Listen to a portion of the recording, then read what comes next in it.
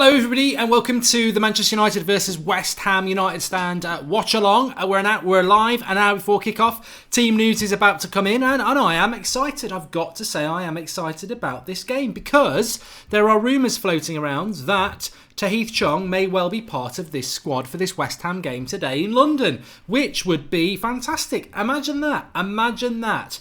Manchester United manager plays exciting youth talent in meaningless end-of-season game. It would be fantastic. It would be fantastic if it happens. So we'll wait and see. The team news is going to come in any minute for you now. Welcome to the show. Welcome regulars, newbies and everybody who's here today.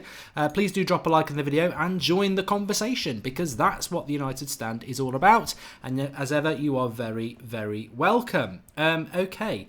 There was something I was thinking of doing in my head there, and I can't think. I can't think what it was. My brain has gone blank, so it has. Anyway, back in the room. Oh, I know what it was. Lukaku will be playing in the cup final. Yes, I agree with you on that, Abdullah. I don't think there's any doubt about that. I would expect Lukaku to play in the cup final. And Asif has liked, and not at all, I think Fabinho gets the ball, says Lewis Clark. He's having a conversation with himself, with people in the live comments, which is fantastic. Mark, you sound very tired. Look, I'd be lying if I didn't say Sebastian's only had 4 hours sleep for the last 2 nights, and that pretty much means I only get 4 hours sleep as well. But I have got to say, I am very much looking forward to this game. And the team news is out, and Rashford, Martial on the bench. No Chong. Chong's not involved. And so De Gea in goal, Valencia, Lindelof, Smalling, Jones, Shaw, playing a 5-3-2. Herrera, McTominay, Pogba, Lingard, Alexis. Looks like a 5-3-2 then, which used to work really well. It's weird, isn't it? It's weird what he does. So no Matic. Matic isn't even there, and he's not even on the bench. Romero, Bailly, Blind, Young, Mata, Martial, Rashford. Mata, Martial and Rashford all dropped then from the game at the weekend against Brighton. So that's the first thing.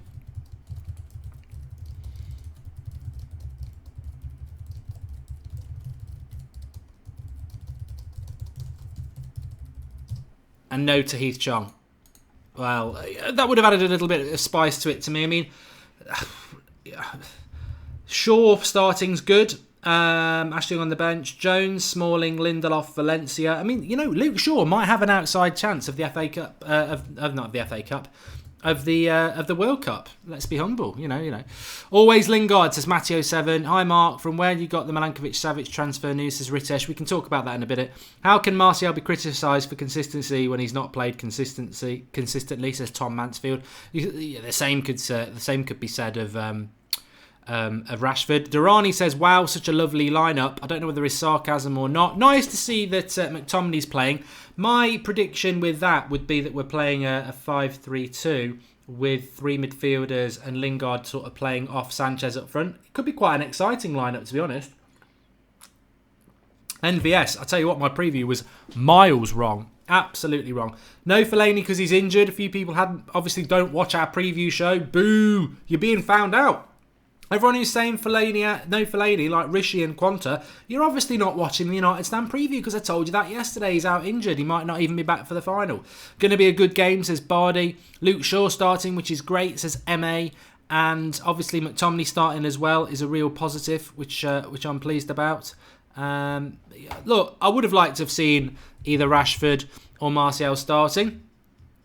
That would have been nice to see, but it isn't to be. It isn't to be. So we'll deal with what we've got. I'm just going to type out the team news for you now. For those who are joining us a little bit late, it looks like it's going to be a 3-5-2 for Manchester United. I'll have to totally delete. I can normally just change 1 or 2 players, but I ain't going to be able to do that today. I'm just going to have to get typing away. So De Gea in goal, Valencia, Lindelof. I've got Ross joining me as well. Hello, Ross. Can you hear me? Yeah, how you doing, mate? You alright? Yeah, not too bad. You? Yeah, really good, really good. Seen the team? Yeah, I have. It's a controversial one, and I think I'm going to be in for a bit of stick because I actually quite like it. I don't. You're not the only one, Ross. You're definitely not the only one. There's a few people liking it. I mean, I've not really had a chance to take it in totally yet. I'm just sort of typing it out while I do it. But I'm happy Lindelof's playing. Phil Jones, I expected him to play because of the World Cup, and he likes Smalling, so he's gone with a 5-3-2. Luke Shaw, McTominay. There are aspects to that midfield three that I quite like as well. Herrera, Pogba. I wouldn't play Lingard, but I expected him to play, and Alexis Sanchez up front, which I think, he's trying something else. A lot of people said they wanted to see Sanchez play up front. So, but you agree it's a 3-5-2 or a 5-3-2?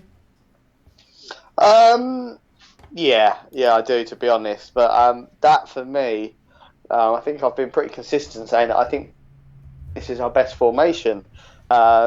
Look, I think it's neither here nor there between this and the 4-3-3, but I just think that two-man midfield has to disappear and never come back again. So I quite like this, and it looks like we're going to see Pogba a little bit further forward. And look, I know I'm getting way ahead of myself here, but for me, I'm looking at this formation. I'm seeing McTominay out and possibly a Savic in, and it looks very tasty.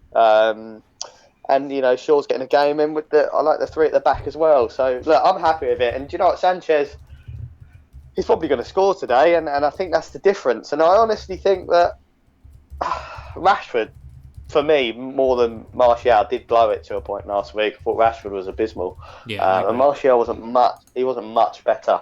Look, Rashford's going to be a great United player for the future. He's never going to be a world beater. He's always going to be a Danny Welbeck for us, I think. He's going to have great moments, but he's never going to be a first-team regular. And the sooner he realises that, the better. But I think he gets it. But Martial is a difficult one because he's got huge potential and huge value. I can see us cashing in on him, to be honest, and that's going to upset so many people. But then I've been seeing United fans tweets all week, and that has been quite enjoyable because it's you back a player or the manager. Well, I think a lot of people would rather back the player at the minute.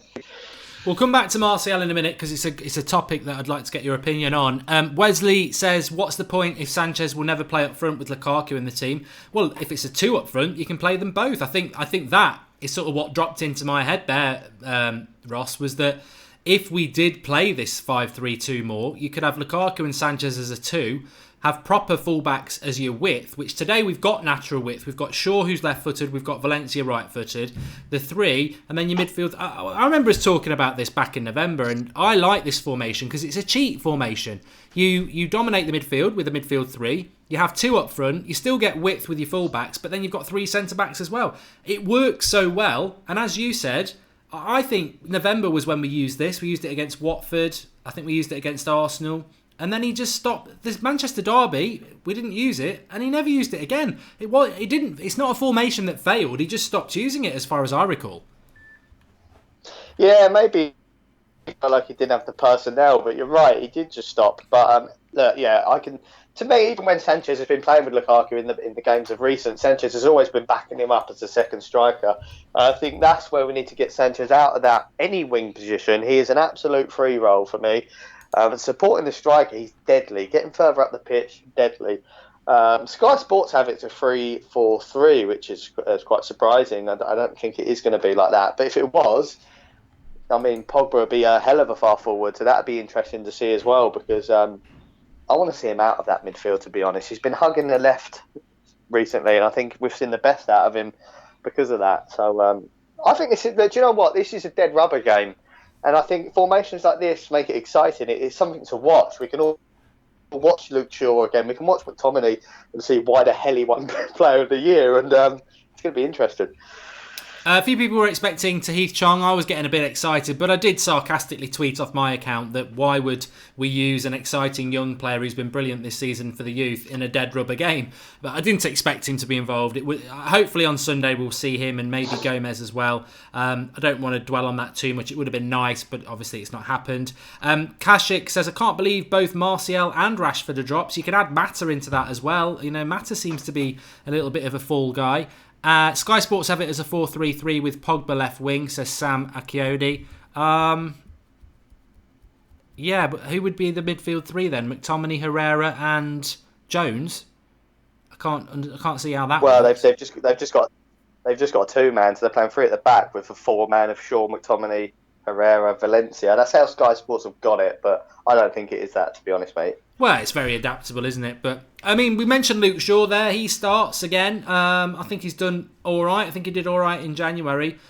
Be nice to see him provide some genuine width. I mean, the problem is, and there's a few people in the live comments on about it here, is last week against Brighton, everyone was excited because of that front three. Then they were starved of oxygen with a midfield that was just so static and slow, and the fullbacks who wouldn't go past the halfway line.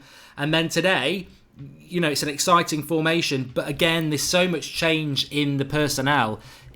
I'm going to say it now because I did defend Martial and Rashford and Mata with this. It's all right. Yeah, it's great that Luke Shaw's playing and McTominay's playing, but yet again, if they fail or they don't have a good game, it isn't going to be a surprise because we never have any consistency in starting 11 and formation. It does make it a little bit difficult, but West Ham are injury plagued, so we should be winning it, I think. Yeah, definitely. I think I know. Well, we said this about Brighton, but no, I think we should definitely be winning this. But look, I've got a funny feeling. I did call it with De Gea last season. I've got a funny feeling that Luke Shaw is actually staying at United. I think the biggest problem he's had this season is Ashley Young's fitness, and I don't know where that's come about from, but he seems to be very fit this season, so he hasn't had chance to start many games because he is his reliable man. But look, if Ashley Young got injured, I'd like to think it is Shaw who's going to be replacing him, and hopefully that carries on to next season. Yeah, I mean, and maybe this gone. I was just going to say there, you know, I'm so accustomed to the fact that Luke Shaw will leave Manchester United now, and I do quite like this. The Alexandro is probably the only left back. I mean, I'm a big fan of Luke Shaw. I have stuck by him for a long time, and I would like him to stay at United. But and I would be happy if he stays. But I have sort of started to move towards that mentality that he's definitely going to go. And then I've started going towards, well, Alexandro, and I think he'd provide us with some really, really good width. I was a bit concerned by Mourinho's comment yesterday where he said Ashley Young can play 50 games again next season. I can't stand Ashley Young as a fullback. I like him as an individual. I think he's a great squad player. But we can't... It's just, you know, it's not the same as Fellaini because Fellaini is incredibly worse. But I can't see how we can win a title with Ashley Young as a left-back. I mean, I don't know whether you... Because I know you like him, but does he fill you with the confidence that he can play first choice left back next season and we can seriously go for a title? I mean, I suppose City did it with Delph. I was just about to say that. You took that out of my mouth, mate. But I think we do. I think we can. I actually really like Ashley Young, and I like him as a fullback. I know you always take the piss for saying that, you know, that I hang on one performance, but he was immense against Liverpool, and he's had a few others like that. Set pieces as well, he's handy. But I think at the minute, there's not a lot between Luke Shaw and Ashley Young. You can't say that Luke Shaw's a far better left back at the minute because he isn't. I think he's got the potential to be a far better left back. I just would like to see next season. What I would like to see is I do think Ashley Young's been overused this season. I definitely agree with that. I still think he's our first choice left back. I'd just like to see a little bit more Luke Shaw. And I get what you're saying with other left backs, but you know what United's transfer policies like. It's been abysmal recently, so I can't see it happening. But look, if they both get injured, I mean, does Jose forget that we've got talent? I mean, Van Gaal did it. I'd be happy going into next season with Young and Shaw, and if something goes wrong, bringing Mitchell into the fold because I guarantee they're ready for the step up. Andrew Ellis says, I love Shaw a lot. I hope that his service into the forwards improves on the left-hand side. And that's what I like, Ross. I mean, I absolutely am a massive old-school advocate of balance in your wings. I love a left-footed player playing at left-back and a right-footed player playing as right-back. I can sort of understand the wingers, and I know it's the modern way to have a left-footed right winger and a right-footed left winger. I still don't like it, but I know that's more modern. But fullbacks for me they've got to do it. And also, one of the big reasons for that is, if you think about Ashley Young as a right footer, when he's playing passes comfortably, he's playing infield. He's playing, and if he gets that wrong, he's passing into a dangerous area. Whereas a left back, you're playing on your left-hand side, you're playing the touchline, and that's your comfortable side. So any pass that you play, you're more in. That's why it's left back and right back, and that's why when I was growing up and playing football, it was your left footed playing at left back. So I'm not massively I'm not a massive fan of Ashley Young at left back, but one of the biggest reasons are, one, I think he gets skinned too many times, but two, I just don't like a right-footed left back. It just doesn't feel right, and I think Young, the natural cross is such an asset. It is, and I think I think tonight, sure, is perfect because you're playing to the strengths of not having Lukaku on the pitch. Because one thing I will say about Shaw is he can't cross. He absolutely cannot cross. He can't beat the first man, and that's like the whole squad, really. Cross, right? Yeah, and Ashley Young can, to be fair. So if I'm Romelu Lukaku and you're asking me who I'd rather have at left back, I guarantee you'd say Ashley Young. But Sanchez today, it's going to be different. It's not going to be balls into the box. He's not going to get on the end of them. So it's going to be more 1-2s and an overlap, which I think Luke Shaw's a lot better suited for, to be honest. So if Pogba is playing on the slightly to the left, I think this could be really interesting because Pogba likes people to run around him, and Luke Shaw should be able to provide that. And with the three-man, at the back, it will give Luke Shaw a little bit more license to bomb on and not have to worry so much, because it seems to be he's always caught in two minds whether to defend, and attack, and he seems to be getting the decisions wrong sometimes. So today I think it's perfect. It's a really good thing to watch Luke Shaw today. I must admit I'm excited to see this today. I think I don't want Lukaku injured, but I think he, a bit like Zlatan last year, I remember having the same conversation. You almost wanted Mourinho to rest Lukaku and Zlatan last year, and he doesn't. He always plays them, and that's good because they've done well, but also it's good to see what other options we've got. So I'm glad that Lukaku's not playing. I'm obviously ecstatic that Fellaini's not playing because we all know what he's about. And I'm also happy that Matic isn't playing because I think Matic has a good season, but I think he's been quite poor the last few weeks. He's been at fault for a lot of goals, but not really. That's not the reason I'm glad he's not playing. I think he needs a rest. He's an important player, especially for the final.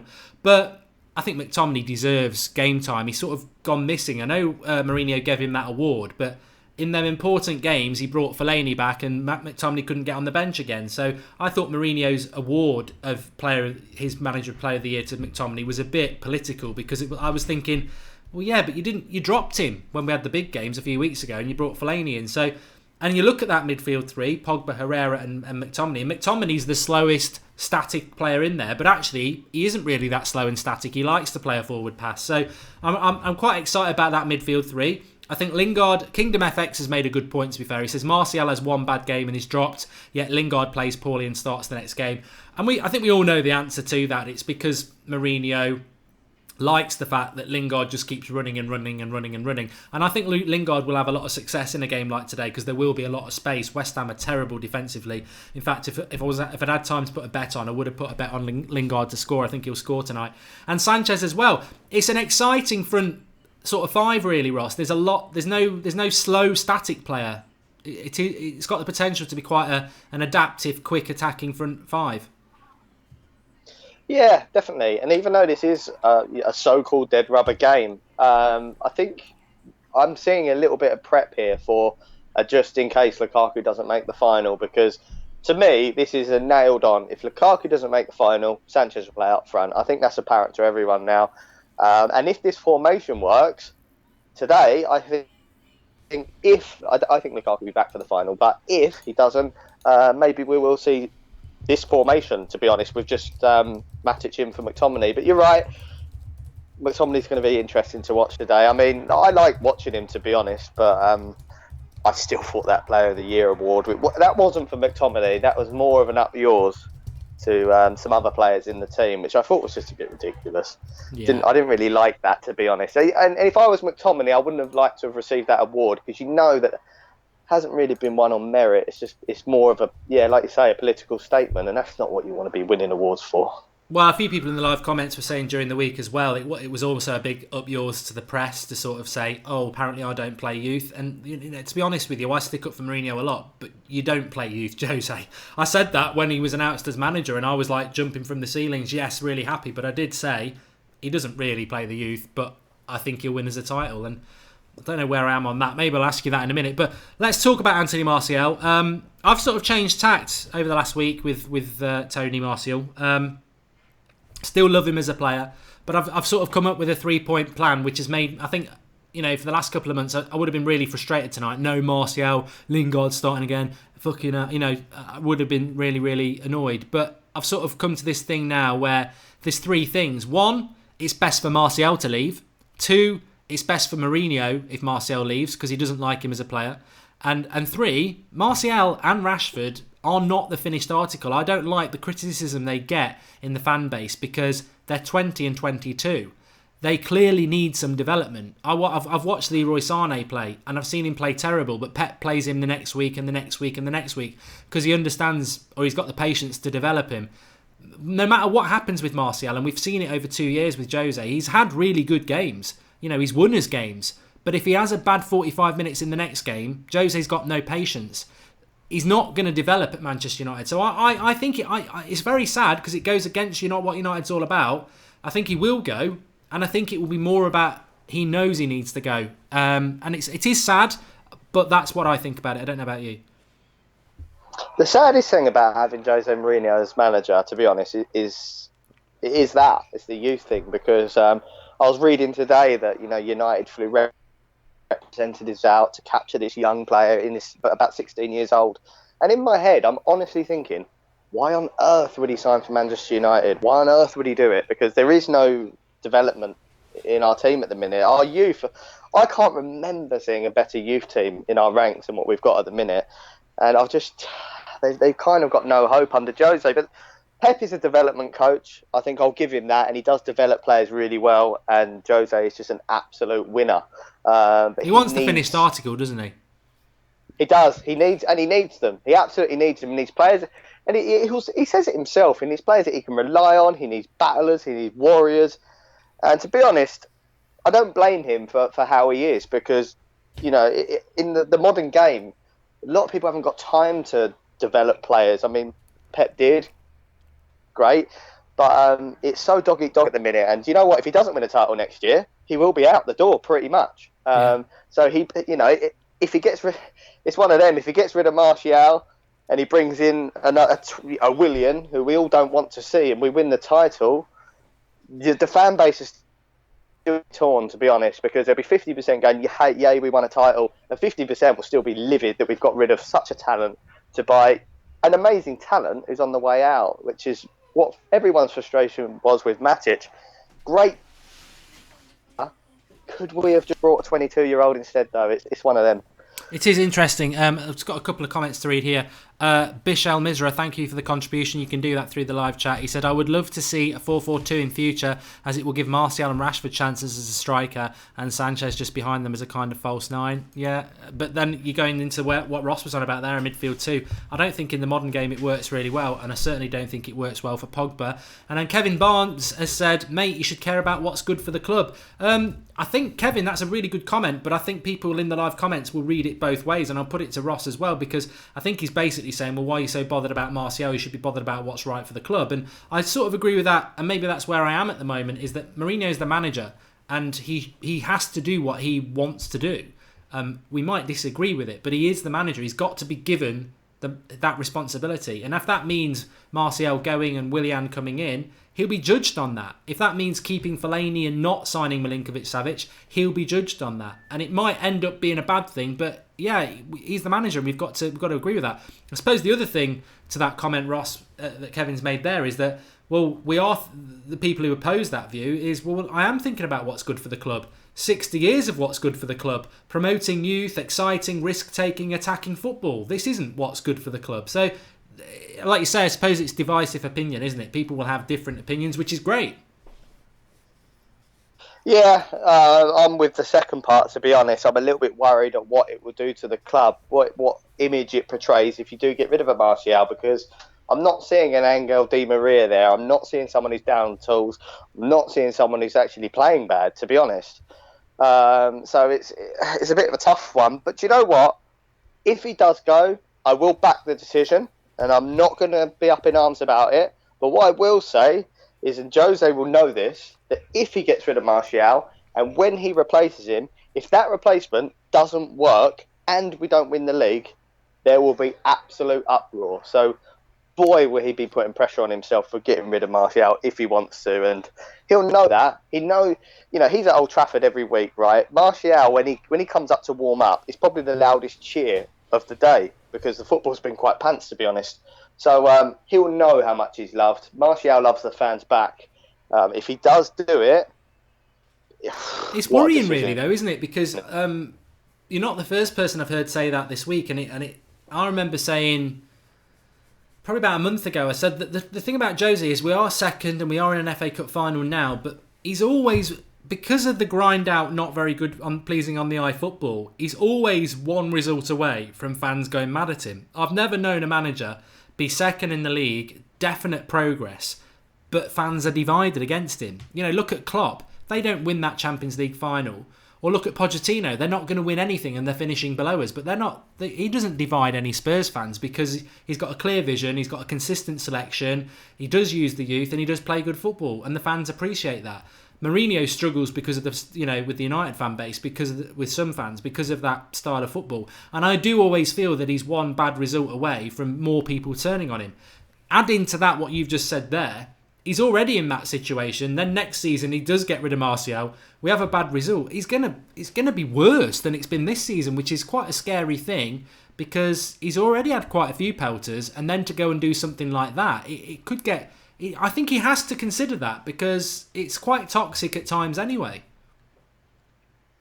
Absolutely, mate. Absolutely. And you know what? We've got 50% of what we thought we'd get, right? We knew we'd get titles, and we've absolutely got that. But I think what we all thought when Jose first come in is that, right, he's not going to have Jesse Lingard dancing about. He's going to get rid of Fellaini straight away. He's going to be absolutely livid that Ashley Young's playing at left back. He's going to fix all of these problems. And what he's actually done is made the players that were playing well crap, and all the players that we thought we were going to get rid of suddenly turn their careers around, which was that's a good point, really what it's not what we wanted. It's not what we wanted at all. So as far as future and progression's concerned, progression as far as titles, progression as far as the actual squad, I'm not seeing it, and that's the issue. And even with Pogba's and Sanchez and Lukaku's, yes, it's better. It's a lot of money, and is it that much better? I'm not so sure. Ice Cold's made a contribution. He says, you keep making the Martial-Sane comparison, but Sane has an end product for a kid younger than Martial, and when he bombs down the wing, his purpose is a cross. You don't get that from Martial. I wasn't actually talking about their attributes. I think Sane's closest thing to Ryan Giggs I've seen in a long time. I don't think Martial and Sane are comparable. What I'm talking about is simply that they are young, attacking, developing players, and Sane's had some bad games this season, but he will still play the next week because Pep understands that you've got to let young players make mistakes. It's part of their development.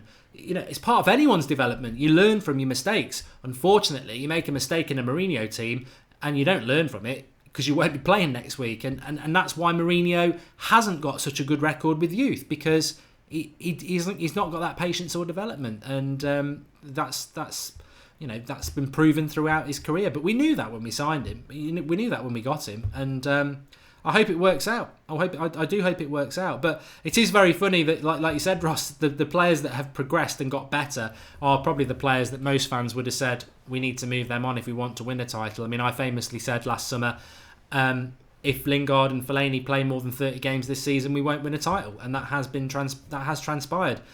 I'm happy to say it again. We'll never win a title with Fellaini and Lingard playing more than 30 games a season. And I like Lingard. I think he's a great squad player, but I don't get the hype of him as a player that, well, he wouldn't get in a mind. I think he'd struggle to get on Man City's bench. I think he'd get on Liverpool's bench. I think he'd get on Spurs' bench, Chelsea's bench probably, but I don't think he gets into any of the top five's first 11, but consistently gets into ours. Yeah, and I think I remember having this conversation with you when Jose first come in, which was that I think at the time we were playing Ashley Young left back, Valencia right back, Smalling and Jones, and we went, right, this is it. Jose is going to revolutionise our back four. He always has a solid back four. We're 2 years on and we're stuck with Valencia, Young, Smalling and Jones. We spent a lot of money on defenders and they're not playing for some reason or another. I know we got one today. Well, Bay's not starting again, is he? Because he's not going to the World Cup. What do you think about that? You know, Jose ridiculous. Literally admitting that sentimentality is picking centre-backs who are going to the World Cup. Despite the fact sentimentality we have got to try and win the title next year. Surely it would be better to use these last few games to build a centre-back partnership for next year. Again, he comes out of the... Look, I'm being a bit negative for Jose tonight, but I do back him. But again, he comes out with a statement like that, but he's only using that for a centre-back. I mean, what happens to Martial? What happens to Rashford? They're both going to World Cups. You can't do that for a centre-back and then drop... Well, Sanchez isn't going, is he? Players. Exactly. It's one more for one for another. It does wind me up. But look, we've got a game on today, and I've been seeing some stupid scorelines, some 4-0s, and... Yeah, what are you going to go with? 2-0 for me, mate. I think West Ham away is as good as a home game for us. It is for everybody. They're crap there, aren't they? Yeah, and it's a shocking stadium. I don't know if anyone's ever been. It's really, really bad. I went for the Olympics. It was all right then. It's different from football. I mean, it's terrible. The atmosphere is toxic. So it'd be nice for United to play there today. But do you know what? I'm looking, like I say, Luke Shaw for me today. It'd be just interesting watching him and McTominay and even Sanchez. I really wish Sanchez well because look, it didn't start well for him, but I love his attitude. I really do, and I'm starting to really warm to him as a player. I know some people don't like him. I'm probably Martial fans, but I absolutely love him. I do like him. I do like Sanchez, and more than happy to speak about him for a couple of minutes because he does get a little bit of stick, and I think I was very excited about the Sanchez signing. I remember Robbie from Arsenal Fan TV messaging me a week before saying you're going to get Sanchez, and I was like, yeah, I'm not having that. I thought he was trying to wind me up to do a video or something and make myself look an idiot. And he was right, and he was very, very excited about it. And I think he is one of the best players in the Premier League when he's on form. And I think Jose's right. We'll see a really good Sanchez next season because he's admitted he's taking time to adapt. But I must be honest, what hurt was that we had two young lads on the left-hand side who were doing very well, and then he bought a player to play on the left-hand side. I'll never really understand that with Jose. It was very, very weird. I thought he was going to play on the right-hand side, but I do like Sanchez, and I think he has had some bad press because of Mourinho's decision. It wasn't Sanchez's decision. But the West Ham lineup, just to read it out, they have got a lot of injuries, but going through it did actually make me think, you know what, they might give us a bit of a game. So Adrian in goal, Zabaleta, Agbona, Rice, Cresswell, Masaka, Noble, Kayute, Joao Maria, Lanzini, and Arnautovic. I mean, they've got a lot of people out injured, but that Joao Maria, he was a player that we were linked to last year, if it's the one I think it is. Lanzini's decent, and Arnautovic, if he turns up, is okay. So they might give us a bit of a game. Arnautovic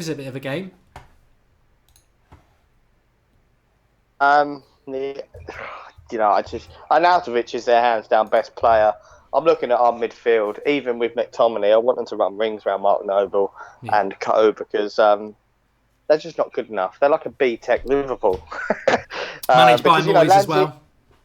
Yeah, I mean, the Lanzinis of this day, they're the players that will get linked to Liverpool and won't ever get linked to United, and I'm really pleased with that, to be honest. And their goalkeeper's tragic as well, so I just think we should be turning them over. There's nothing in that team, and they're not fighting for anything, and their manager is an absolute clown, like you said, so it's got to be 2-0. And do you know what he said, to be honest? Sanchez and Lingard, they're just two players that I can't get my head off the score sheet, to be honest. Yeah, I fancy Lingard tonight. Anyway, Ross, I've kept you long enough, but really, really good to have you on, and really good points as ever. Cheers, Mark. Thanks, mate. I'll speak to you soon, pal. Thanks for coming on. Catch you later, mate. Cheers, mate. Bye. I think he's still on Twitter. You can follow Ross on Twitter at Hazard90. Good to have him on. And look, I hope West Ham give us a bit of a game because we need a bit of a kick up the arse. And it's the first game since the bad news we had at the weekend that is now the positive news around Sir Alex Ferguson. And hopefully they'll give us a bit of a game. I've seen a few comments in the live comments, which is quite interesting, thinking that we're going to park the bus and play with 5 at the back.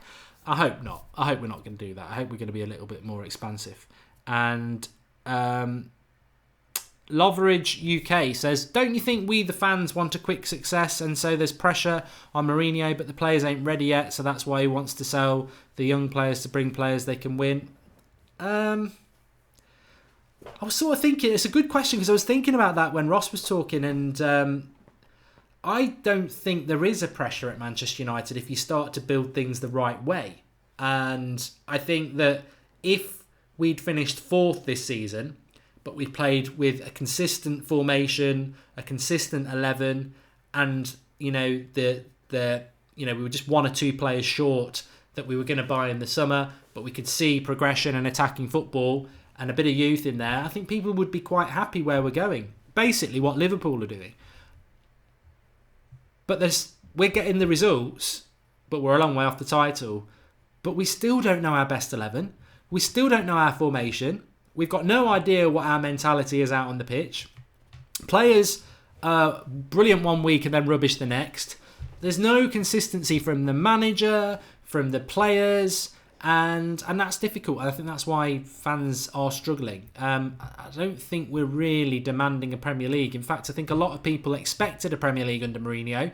I was probably more... this is the 3rd summer of Mourinho. The first summer we got him, I was like, it'd be very hard to win the title in his first season, but I thought, you never know. Last summer, I was like, we're going to win it, because he always wins it in the first 2 years. This... As of now, I'm probably the least confident about us winning a title next season than I have been for any year of Jose. But that doesn't mean I want him out. He must be given 3 years and he might pull off a massive shock because expectations will be low next year, and I hope he does. But I'm not demanding success from Mourinho. I expect it. That's what he was brought here to do. But I genuinely am not confident we can win the title next year unless lots of things go our way in the summer transfer window, like 5 or 6 good players come in, we get an identity, we get some consistency next year. But I've got a funny feeling for all the positive signings we might make this summer, there's going to be a couple of real bad things happen that are going to really shock the fans. And I'm not even just talking Martial. James Miller, thanks for the contribution. He says, De Gea could grab the Golden Glove tonight. I thought he had it all wrapped up anyway, James. I thought he already had it wrapped up, to be honest. Thanks for the contribution. Remember, if you want to leave us a contribution, you can do that through the $ at the bottom of the live comments. But please, please, please make sure you leave us a comment that we can read out, because I know a lot of you do make the contributions, which is really appreciated. But please do leave us a comment, because we'd like to be able to read you out and shout you out for it. Let us know where you're all watching from as well. That'd be fantastic. Always like to know about that. And please do subscribe to the channel if you are new. Bottom right hand corner, click that subscribe button. Let's get to 220,500 tonight. That'd be fantastic. So subscribe if you're new, get involved. Look, if you're new to the United Stand, I know we get a few new people when we're doing the watch-alongs, and you found a fantastic community. We're live every night at 8 o'clock, 7 a.m. every morning throughout the summer. We've got our transfer daily. Interesting news that we're going to have for you tomorrow morning. And Skype shows on a Monday, Sunday Night Live, Sophie and Flex, fan cams after the games. Flex is down in London tonight. Hopefully we won't have United fans shouting at him again like last time the Brighton won. That bloke was furious, wasn't he? So get involved, subscribe, and you're very welcome if you're new. We've got somebody watching from Lebanon. Sahak, United Devil 7 is in Liverpool. What are you doing there, mate? London, says Cameron. Cyprus, says Taimaki. Indian, says Chinmai. London, in India again. England, North Korea, Iowa, Pennsland. I'm an idiot. I know what I've just done there. Berkshire, Finland, Edinburgh, Cyprus, Mauritius, Gothenburg, in Sweden, England, and there's got to be somebody from Malaysia. We've normally got, or Indonesia. Indonesia, massive. South Africa, Wolverhampton. Florida, Dublin, and Sweden, Kent, South Africa, Chicago, Kent, Botswana. Loads of people commenting now. So, yeah, I feel quite confident with this team tonight. I would like to have seen Martial and Rashford, but even I'm becoming quite tired of it now. I just don't see what the benefit of Martial or Rashford playing anymore is. They have an okay game, they get told they've had a bad game, they play well. Let's not forget, let's talk about Rashford for a moment. Rashford played fantastically well against Liverpool, won us the game with 2 cracking goals, played the next game in the Champions League, and then didn't play for a month. So people always say, well, Lingard starts every week, but if he has a bad game, he still plays. Martial has a bad half and he doesn't play. Same for Rashford. It's exactly the same for Rashford. Rashford was superb against Liverpool, didn't play in the Premier League after that game for about a month. So it's one rule for one and one rule for the other. But a manager's going to have their favourites. Stephen Dlack says, glad to see Luke Shaw starting. Yes, I'm glad to see Luke Shaw starting as well. I think it's long overdue that he gets a game to start, and it's interesting what Ross said, that he thinks that Luke Shaw might stay. I must admit, I am sort of come to the conclusion that he was going to leave. So if he does end up staying, that would definitely mean we're not going to sign a left back, which I think most people, even I, think that we probably should be signing a left back. And I just don't like Ashley Young at left back. I don't mind Ashley Young. I just don't like Ashley Young as a left back. I don't like having a right-footed left back. It's just ridiculous. I can't really think of any of us ever doing that. I mean, Dennis Irwin could do it, but he was very, very good on both feet.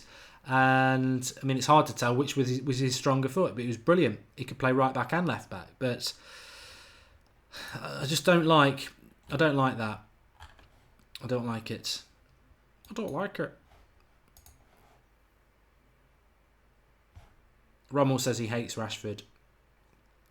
I like Game of Thrones for Philip Hammond, but it's not for now. West Ham 0, Man United 3, says Man U Kid. Give us your score predictions. I'm going to go...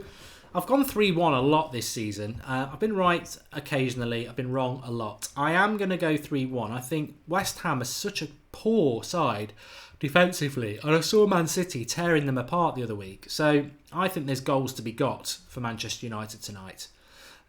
Raz says, seriously, do you reckon we will win or even play attacking tonight? I'm hoping the Hammers not one in early.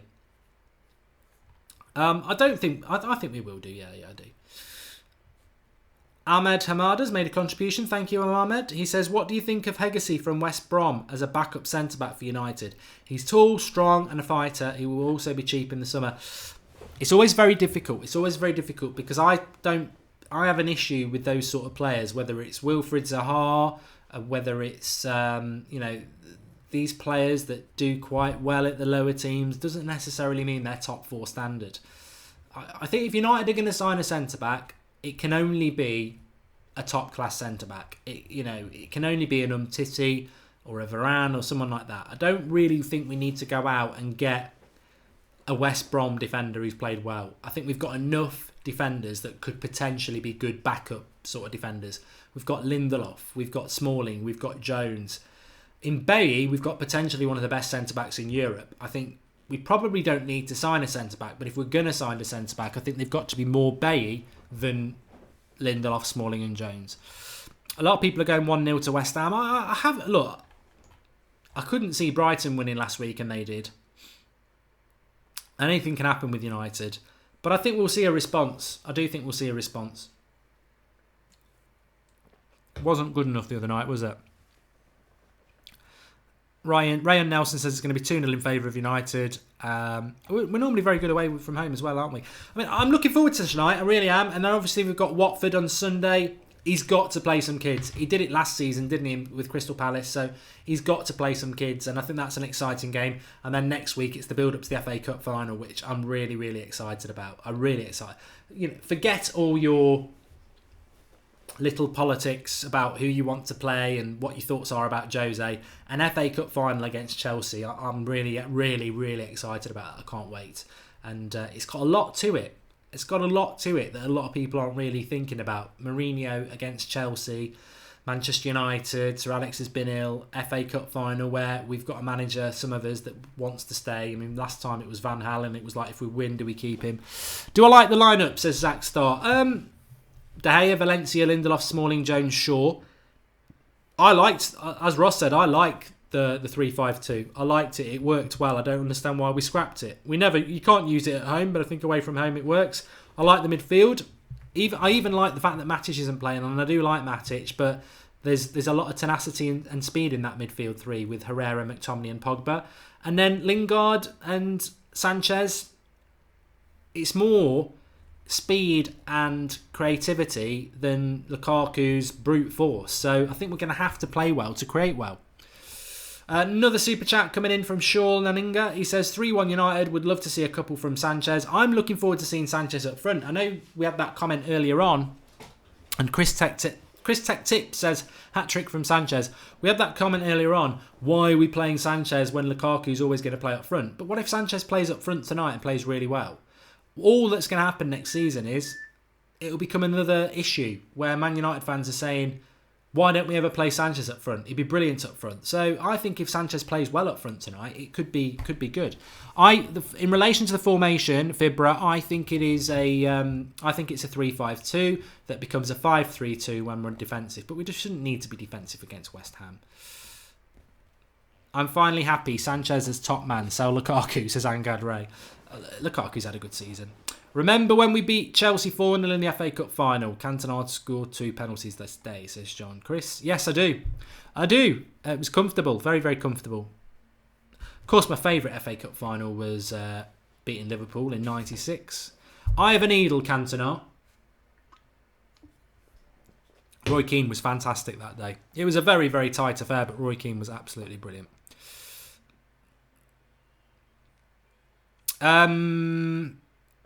Yeah, good point. We've not been pushing for likes on this video at all, have we? Please do like the video. We like to get 1,000 likes before kickoff.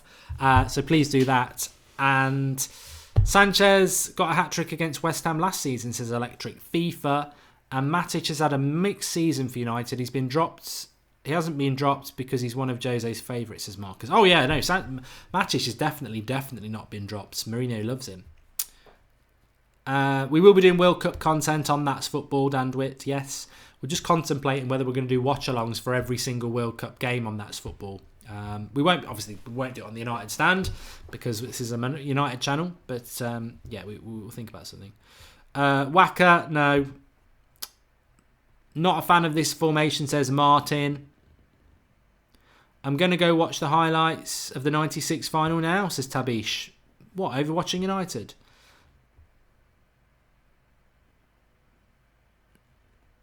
Remember, we are actually week on Monday. I must remind you about this. And week on Monday, it's 10 years since we won the 08 Champions League, and we're doing a watch along. I've got the DVD of the full game, so we're going to do a watch along a week on Monday of the whole game through to extra time, which is going to be a right laugh. It raises. I'm really looking forward to it. Really looking forward to it. Andrew Ellis, I do agree with you on that. Matic is a poor man's Carrick. I do agree with that. Michael Carrick was so good, though. So good. I'm sure Moyes will fancy a bit of this tonight as well. He'd like to get one up on Mourinho.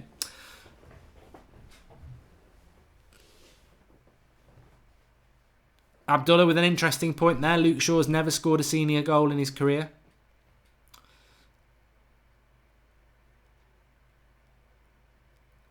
John Brooks, Mark, do you not work now? Is this your full-time job? No, it's 7:30 at night, mate. I've finished work today. Oh, I think I know what you're on about. It's because we do some streams at lunchtime now. No, this is not my full-time job. No, I do get to work. I've changed jobs and I do get to work from home a lot now. So what I tend to do is use my lunch break and work smart and use it for this because my boss knows that I do it, so he doesn't have a problem with it. Ooh, I'm from Malaysia, Mark, says Nesh. Back of the net. Welcome. Anyone in from Indonesia? We normally get some for the watch along.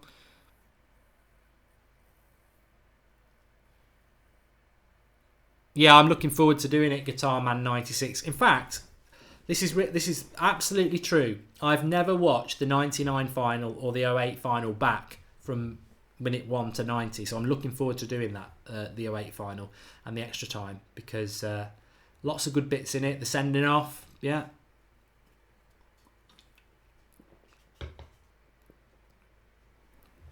Nathan Brown, I agree with you. I've always said that. I totally agree with you on that.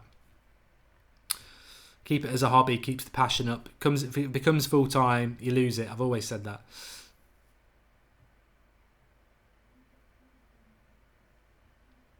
Give some love to Malta Mark, says Conrad. There's some love. Did anyone watch though? I mean, I've got Jose on now. He has cracked a smile. I saw Mourinho do the Jack Whitehall thing. I've never seen him so happy in the last 2 years. He always looks so bloody miserable. I think that's something that worries me a little bit as well, is why he looks so miserable.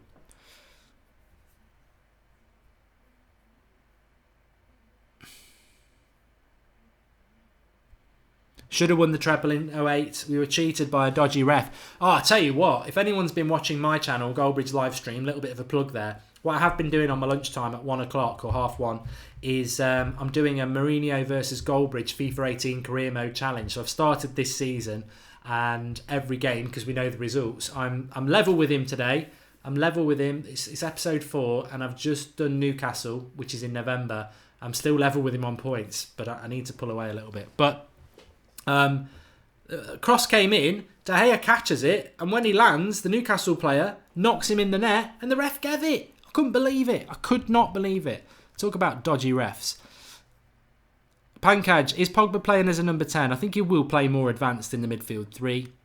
A point is all we need to secure second, says Kingdom FX. What's the situation with De Gea's Golden Glove? Because I thought he was well clear of that anyway. I thought he had that already sorted. I'd rather see Martial up top and Sanchez in behind, but hopefully Sanchez bags a few and gets confidence for the final, says Clapped Boy. I do think it was a missed opportunity, and I would like to have seen him play myself, I must admit. But there are opportunities out there. Massive opportunity for Luke Shaw tonight.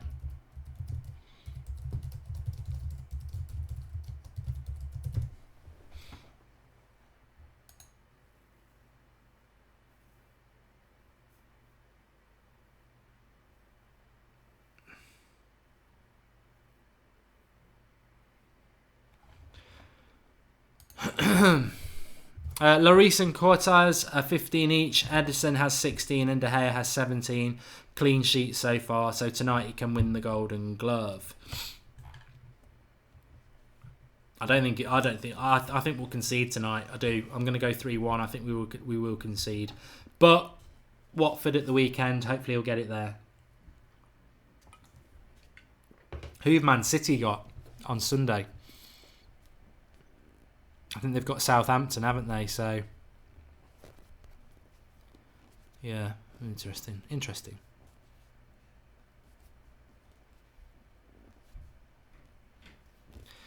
Shaka says, Mark, how is Matic a poor man's Carrick? Yes, Carrick is better than Matic, but we had Carrick in his prime, whereas Matic is coming towards the end of his career. Also, they're very similar players. I think they're...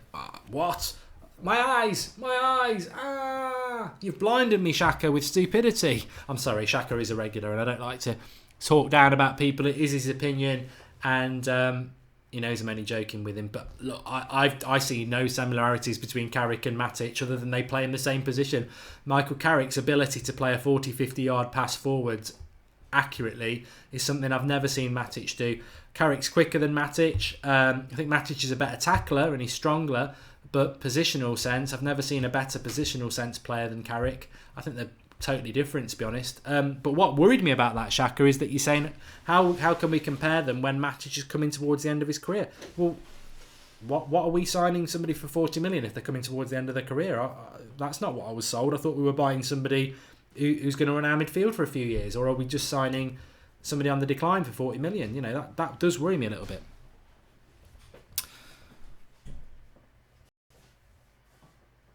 Where do I think we'll finish next season, says Diamond Hunter 28. Oh, it's so hard. It's so hard to predict because so much of it, more than ever, depends on what everybody does in the transfer window. If Liverpool and Spurs buy well, they've got a way of playing and they've got managers that are trusted and they know what their formation, they know what their mentality is. They could get better. Man City, if they buy more, they will get better. Arsenal and Chelsea are clubs that are going to be basically starting again. And us are, well, we still don't know what our best 11 is. We still don't know what our mentality is. But we've got a manager who is progressing as year from year. I think second isn't guaranteed next year. I think if we win the title, it's going to be absolutely amazing to do it from this position. If we're in a year's time saying we're Premier League champions, I think what an amazing story that's going to be. But I think it's going to be tough. I think it's going to be tough next year for United, and they're going to have to be competitive in the transfer window. John Davenport says Mourinho out. Mr. YouTube says Milinkovic-Savic or Fabinho. Well, I will throw that to the live comments while I have a little think about it. In fact, I'll throw that to you for a second because I've just got to turn my other light on because it's getting a little bit dark.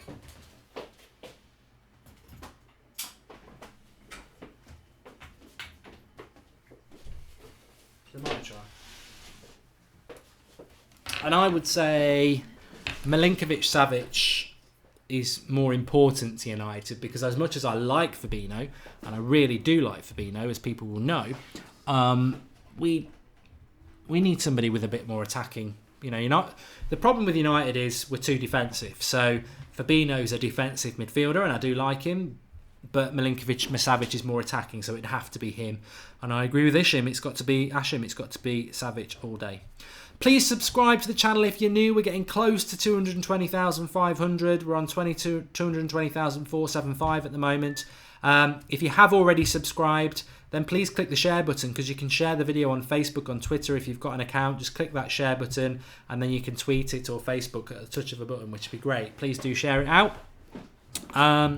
And subscribe if you're new, bottom right hand corner. Get involved with the community. Lots and lots of content. And remember, if you are waking up in the morning, instead of going to the toilet or making a coffee, go on YouTube and have a look at our Transfer Daily. It goes up at 7 a.m. every morning, Monday to Friday. So support the channel, get involved. It is yours. And thanks to everybody who's emailed us this week, wanting to write for the website or coming up with ideas for the United Stand as we look to sort of, over the summer, think about new things to do. There's lots of things you can get involved with, and if you're interested in writing for the website, or you've got some ideas around sponsorship or media work or marketing or anything like that, soccerboxtv@gmail.com. Drop us an email and we'll see what you've got.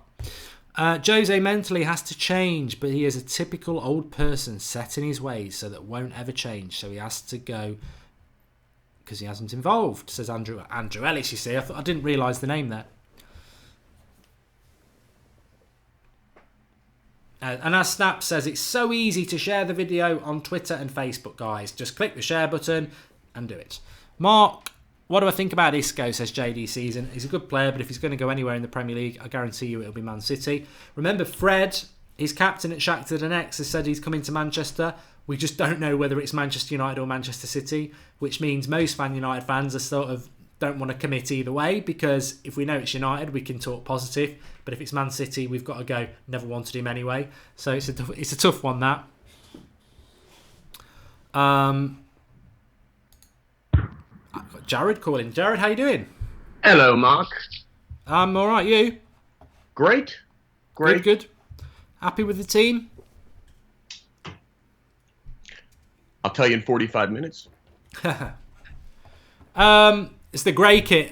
Somebody did mention that before. The grey kit. We tend to struggle in that kit for some reason. We did a number of years ago as well. But some woman walking around in a bit of a too tight leather jacket there, taking pictures on her phone. But that's West Ham's media staff. Yeah, probably. I'm happy for De Gea though. The more that's come out of his mouth, I think he's staying. And I'm thrilled. I think that's such a humongous deal for us going forward.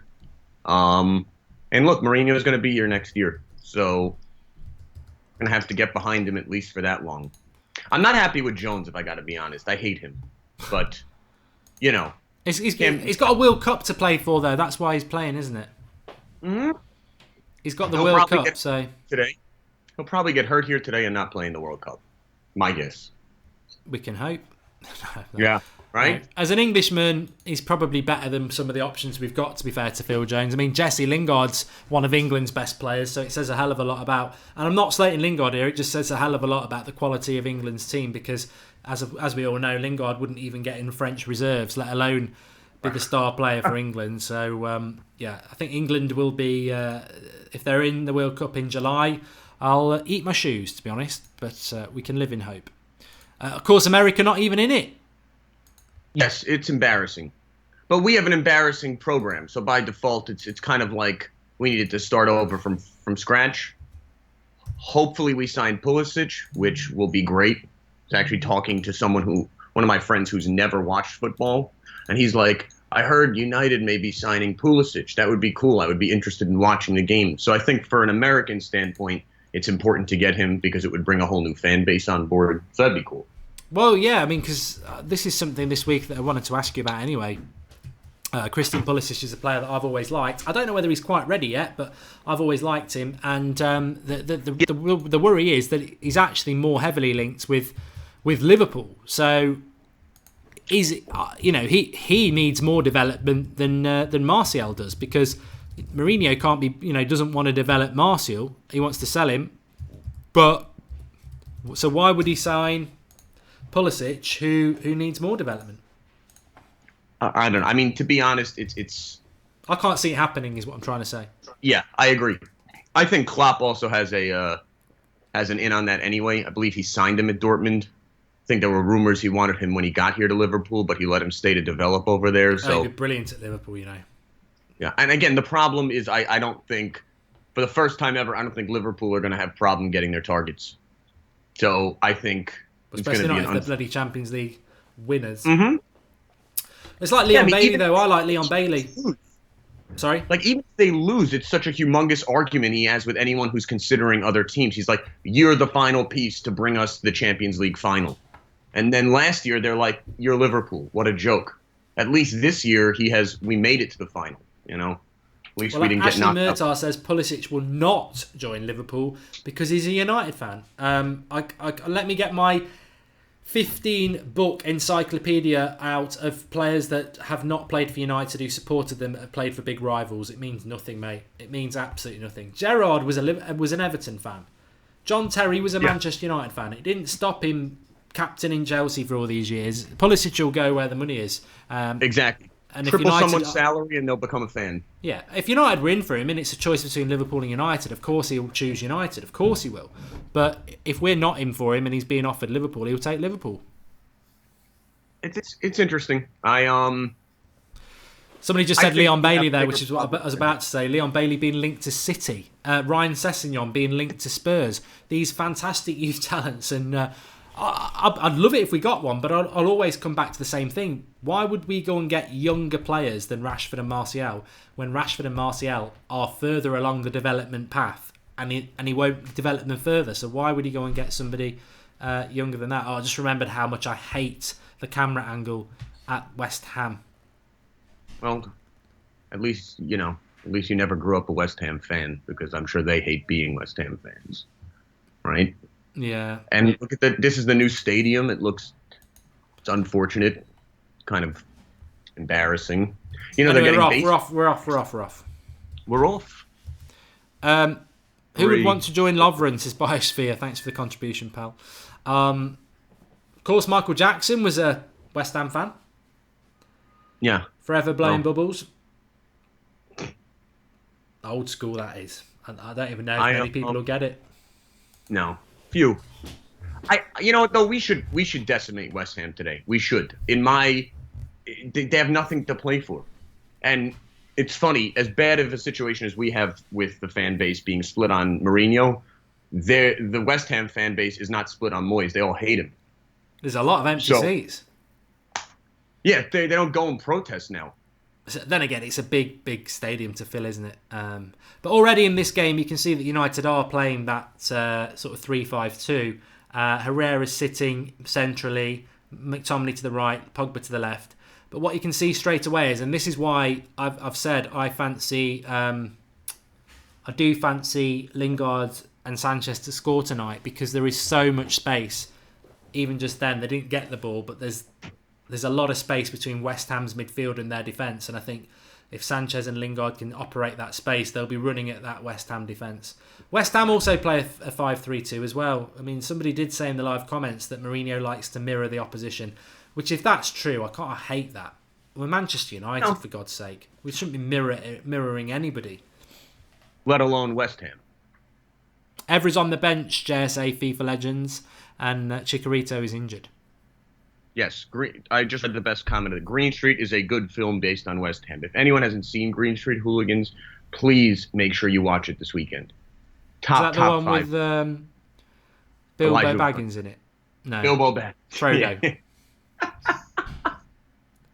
Elijah Wood, as he's more commonly known.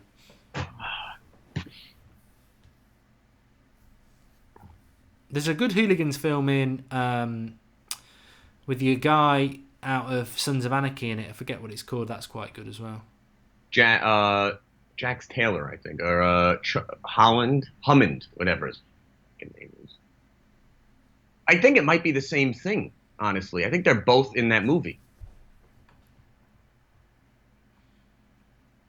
to be honest.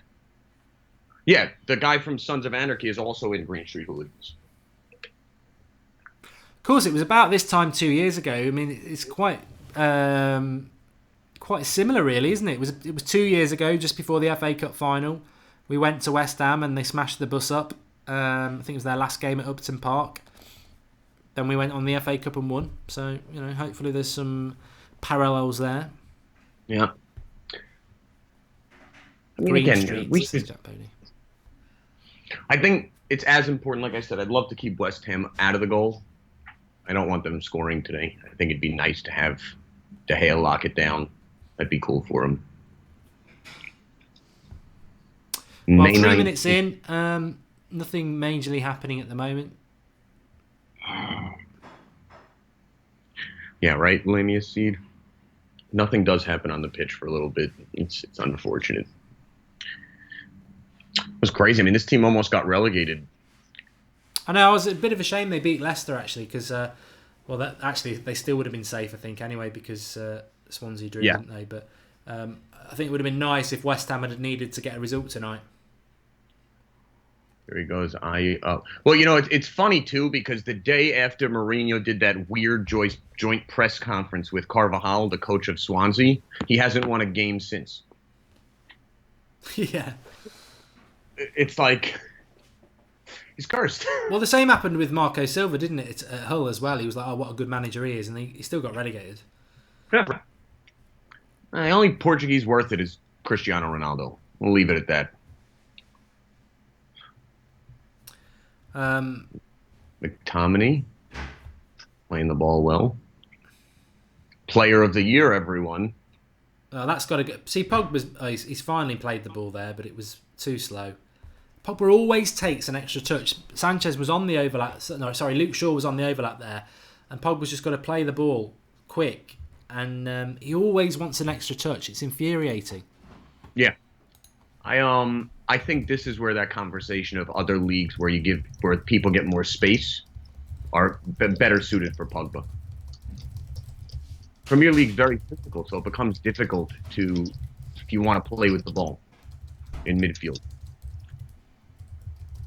What's my prediction for the FA Cup final? I don't know. 2-1 us. Yeah, looking forward to the FA Cup. Me too. I'm trying to get over there for it, but it ends up becoming so prohibitively expensive on such short notice. Well, the tickets are bloody expensive as well. Yeah. I think it's like £500 a piece if you try and get them.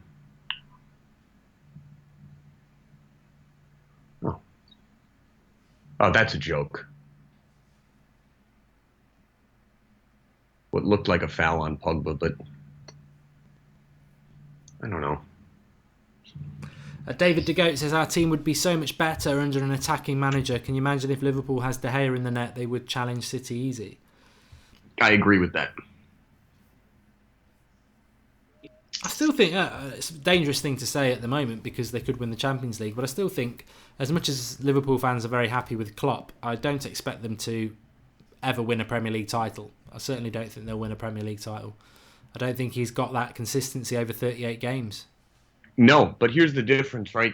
If they win the Champions League, it's a £75 million payout. The rumor that I have been reading, and again, we get a little bit of different news in America, is that Klopp gets all of the money that they make from the Champions League. Everything to spend. Nice save by De Gea. Good chance there. And Artovich just skipping past Smalling, getting the shot away, and straight at De Gea. No issues. I think if they get a player like Dembele or someone like that, this guy Fekir is pretty good. I think if they go for Roma's Alisson, there's players that can make that team much stronger, and they still have the best attack in the league, I would say. So it's tough. It's tough to watch that as a United fan. I don't think people would be up in arms if they weren't dealing with that. Nice play here by West Ham, taking the ball down. Bit of a lethargic start from United, to be honest with you.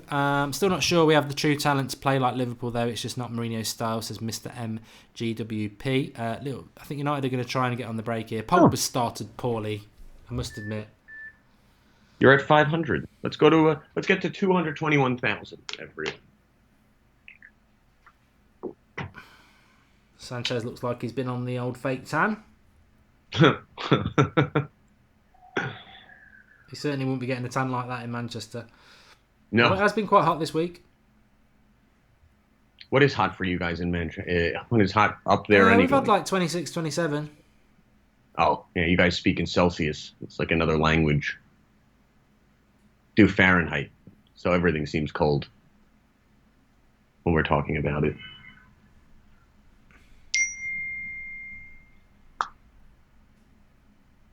Yeah, Krishy, yeah, they are getting Naby Keita as well. Anyway, let's pull it back to United. We have got a game. Let's not talk about them a lot. But why are we changing tactics at the end of the season, says Ernest Taburi. Well, we were talking about that before. Manchester United, we played in November with this 3-5-2, and it was a really good formation, but he just dropped it. We didn't have a bad performance. He dropped it. In fact, we played very well with it, and then he just stopped doing it.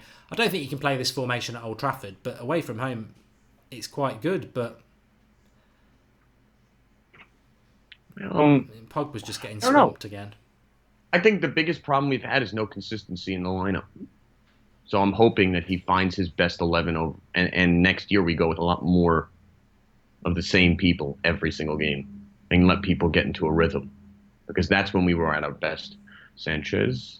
Yeah, I don't think you can moan too much towards the end of the season where we're playing players that normally wouldn't play in a bit of a different formation. But I think it is a frustration for United fans that we don't play the same 11 enough.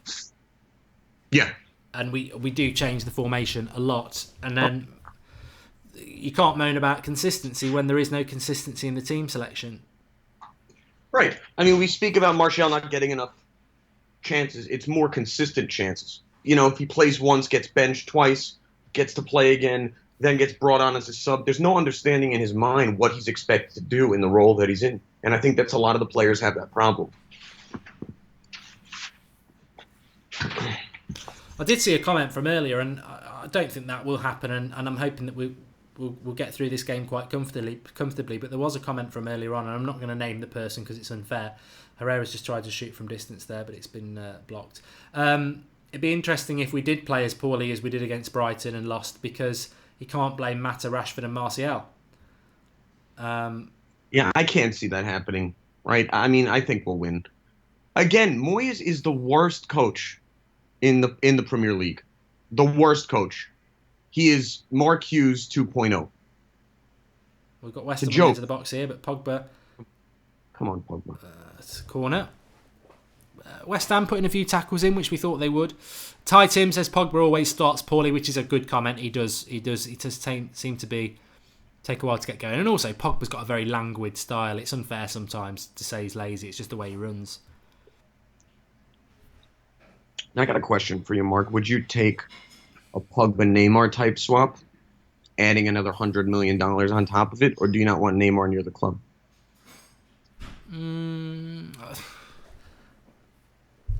Ideally, I don't want Neymar at the club because I just think he's another player that's just not about Manchester United. He's about Neymar.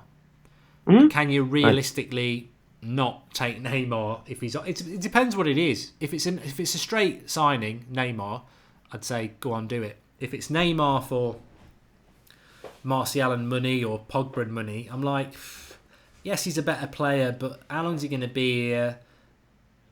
He ain't really interested in Manchester United. He's interested in himself. But he's a very good player, though, isn't he? It's a tough one. I think United need to stop signing players like that, though. We've done it quite a lot recently. The Galactico model is kind of dead. We need more of a team-based team.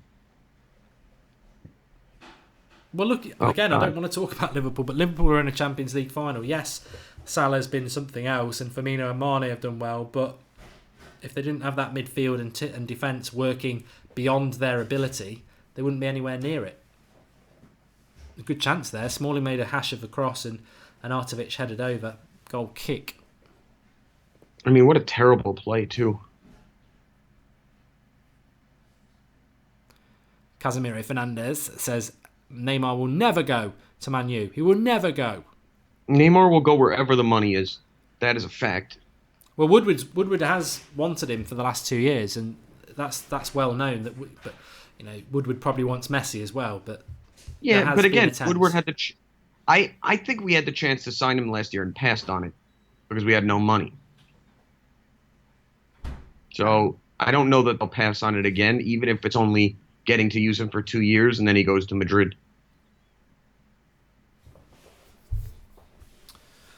Well, we've had 13 minutes. United haven't had a shot on goal yet. I mean, that's something as well, isn't it? You sort of go in cycles with United, and the one thing I think collectively this season is we just don't create enough chances. And McTominay's first touch is terrible there. He's won the second challenge. No, he hasn't. West Ham have got it back. It was a bit of a tasty 50-50. I thought... It's a rough tackle.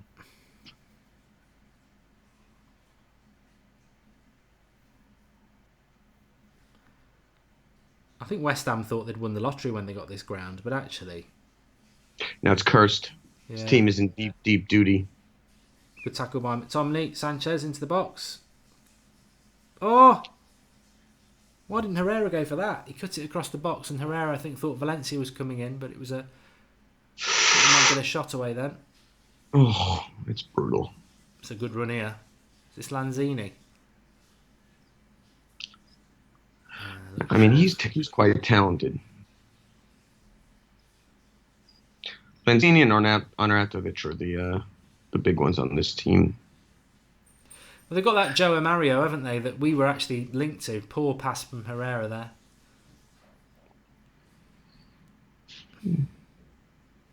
Yeah. Danny Val says, Jose's going to kill our youth. Well, there were rumours before that Tahith Chong was going to be involved tonight. He isn't. Yeah, he'll be at Watford. Same thing I'm as looking forward to last that year. game. Hopefully he will play some of the youth. I think Chong and Gomez will definitely play in that game. Definitely. Because I think there was promises made to people to keep them here, and I don't think he's going to be able to not play them once the entire year. Aaron Atkinson, who plays Fortnite? I don't know. Probably everyone. Never played it. Really, Mark? No. It's pretty interesting. It's good. I think I have been tempted to, but I think I'm so late to the party that the upward curve of learning what to do against people who've been playing it for ages would just be frustrating. It is frustrating losing to 8-year-olds, which consistently happens to me. So I get it. Aish13 says goal for summer, train squad to take proper corners. I think I'll tell you what, Aish, it is one of those sort of games. I don't want to start talking about films like we did in the Van Hal era, but I think we can certainly start talking about things that we would like to improve at United, because I think everybody could put a comment in. It would be very different but correct. I think, yes, the ability to put a decent cross in, the ability to pass the ball effectively would be nice. A shot, more than 5 shots on target in the whole game, that would be a nice one as well. Definitely one shot on target. Well, we haven't had a shot yet, have we? Correct me if I'm wrong.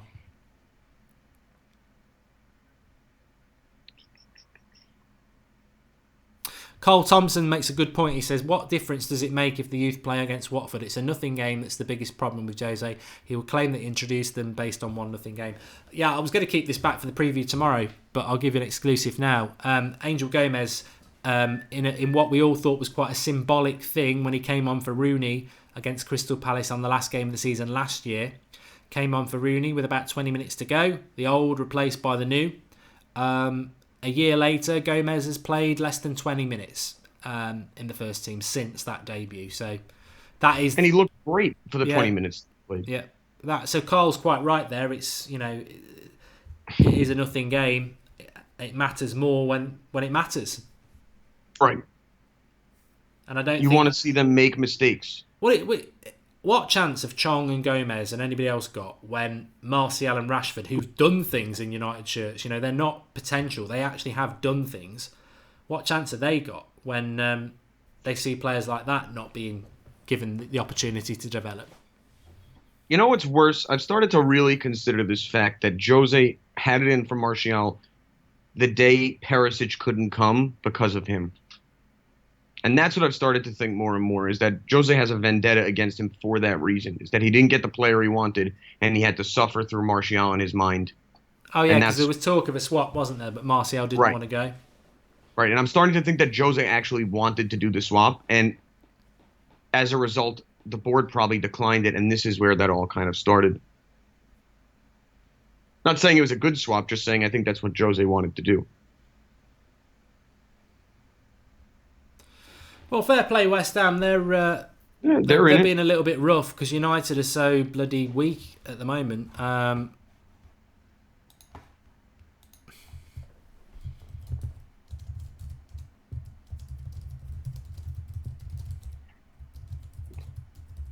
First, the MUFC. How crap was Friday? I was expecting a reaction tonight. So far, no reaction. I mean, you are not wrong, but the same players are not playing in this game, so it's interesting. Should he have maybe kept the same team to see what happens? Who knows?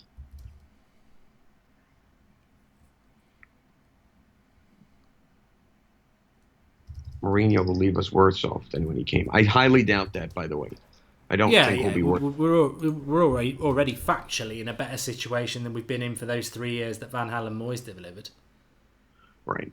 Right. And I mean, again, he's building character in the players. Irrelevant what we see, we may want a different play style. That's for the next coach to unlock, in my opinion. Andrew Ellis says, what does Lingard do? Because I see nothing but a headless chicken. Careful, Andrew. I think you might be taking an L on that comment. I do actually quite fancy Lingard to get a goal tonight. There's a lot of space there.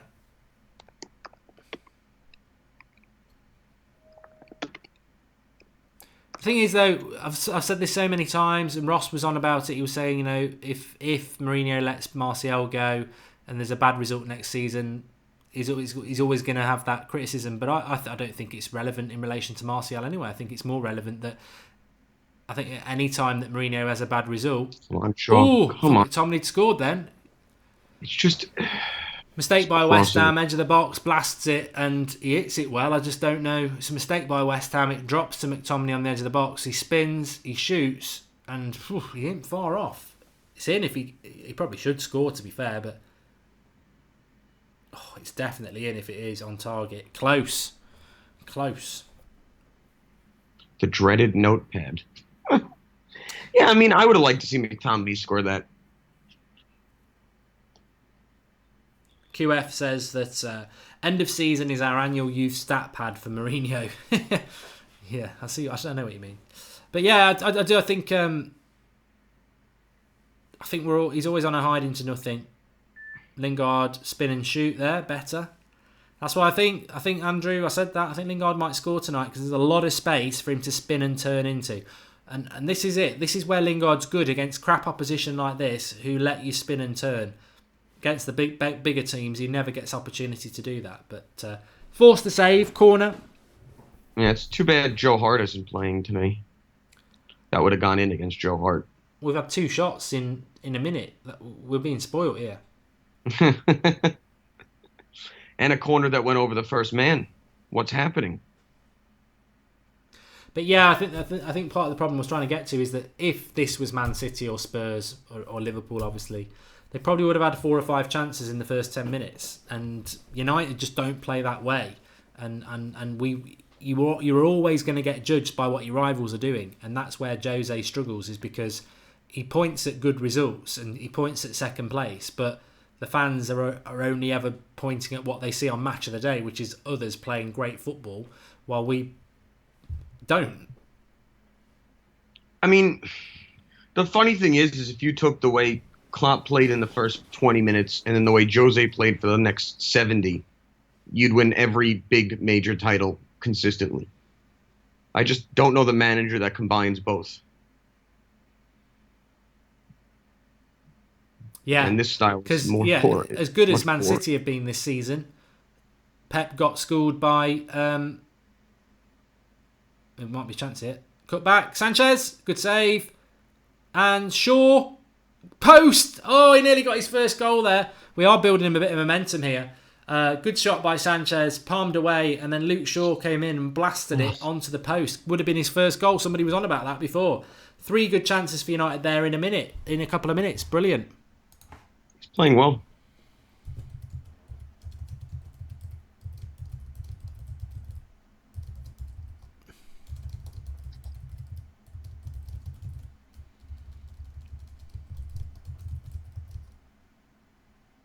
Oh, it was a save onto the post, to be fair, from the keeper.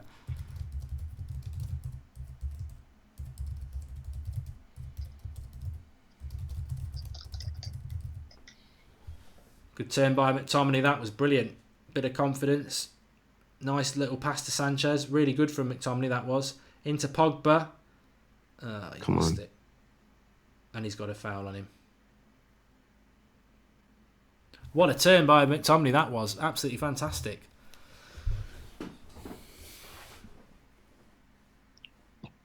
I don't know. Chris Tech Tips, is that true?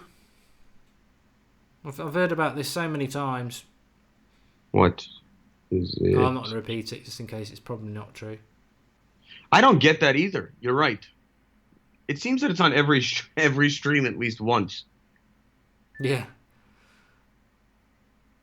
I think it might be...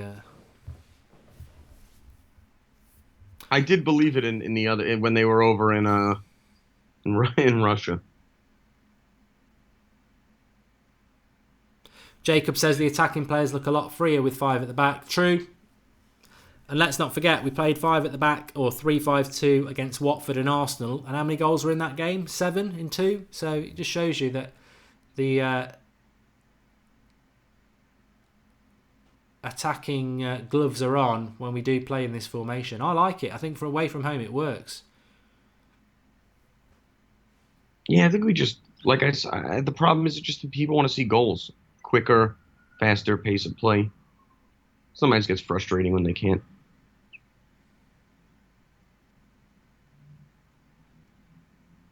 We seem to have gone up a gear in the last 5 minutes anyway. Good run here by Sanchez. Better. I think Sanchez definitely works better centrally. That's why he always wants to come inside from the left. Mm-hmm. Remember to subscribe to the channel if you're new. Let's see if we can get to 221,000 subscribers tonight. Every morning, 7 a.m. We've got our football day, transfer daily, and we're live at 8 o'clock every night as well. So get involved. It's quick this week, actually. After tonight, we'll have the preview tomorrow at 1 o'clock. So lots going on.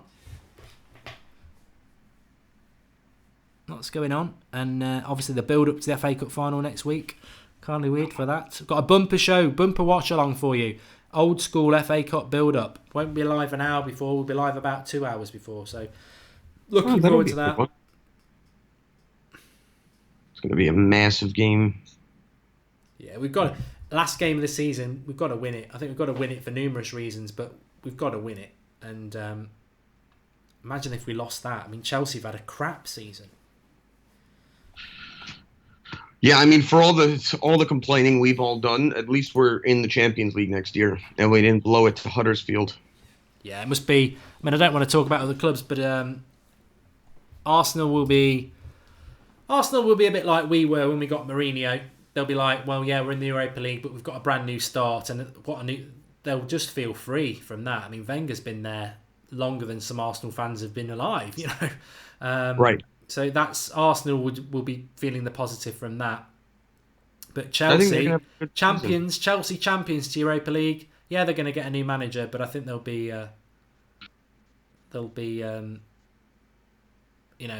Thursday night football. It's not good. I know we won it last year, but good chance here. I tell you what, Arnautovic is George Kyle will be loving this because he's not a fan of Smalling anyway, and I think in this first 25 minutes. He's turned him inside out and back again. Peter, do you like the Karate Kid, Jared, or did I ask you this the other day? You did ask me, but it's funny. I actually put it in my queue to watch as a result because I asked some friends about it and they said the same thing. It's embarrassing that I haven't seen it. Like 2 movies that I have no excuse for not seeing: Back to the Future and Karate Kid. My God. I know. Anybody who likes the Karate Kid, the original one, you've got to. I know it's on YouTube, but you can get each episode for about £1.50. You've got to watch Cobra Kai. It is bloody brilliant. Absolutely superb. one of the best things I've seen this year. And I watched Stranger Things for the first time this year as well. So it's brilliant. Cobra Kai is brilliant. But you've got to have seen Karate Kid, otherwise you'll just be... Well, you might like it, but you've got to see Karate Kid first. Smalling is playing poor. Yes, I'd agree. I am a big fan of his. Thanks, Matthew McFadden, about the DT thing. Yeah. I can't understand why Bailly doesn't play. I really don't get it.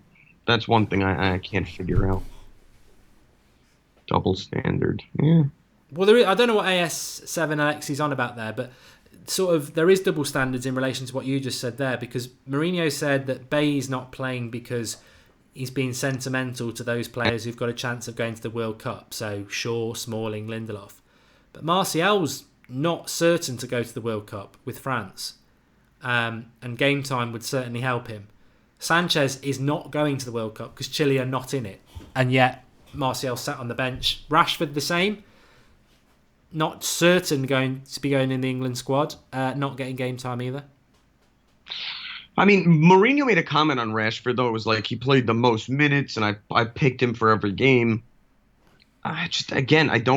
Sometimes I don't understand what goes on in his head, and you wonder. That gets you thinking.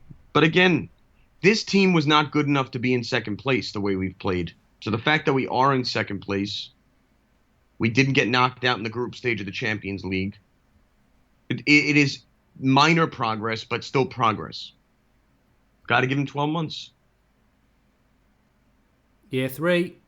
That's what it's all about. And look, he'll either make year 2.5 and we will be bringing Giggs in as a temporary manager, or we're making a run at an actual title next year, I think. I agree with Jose. Kick it out, Jose. He says that Luke Shaw's had a good game so far. Yep. That's all right. He's not going to be here next year, so don't get too attached to anyone. Shaw's being played to help his value. There's few people that I could feel more certain about that are not going to be here. I still think that Martial could be here somehow, unless he gets the right move. You see, I think Martial's number one for me now. It was always Shaw, but I'm pretty... If I was going to have to say one player that I think's definitely going to go, well, it wouldn't actually. It'd be Darmian. But Darmian and Blind, I think, will definitely go. And then I'd probably go Martial, then Shaw.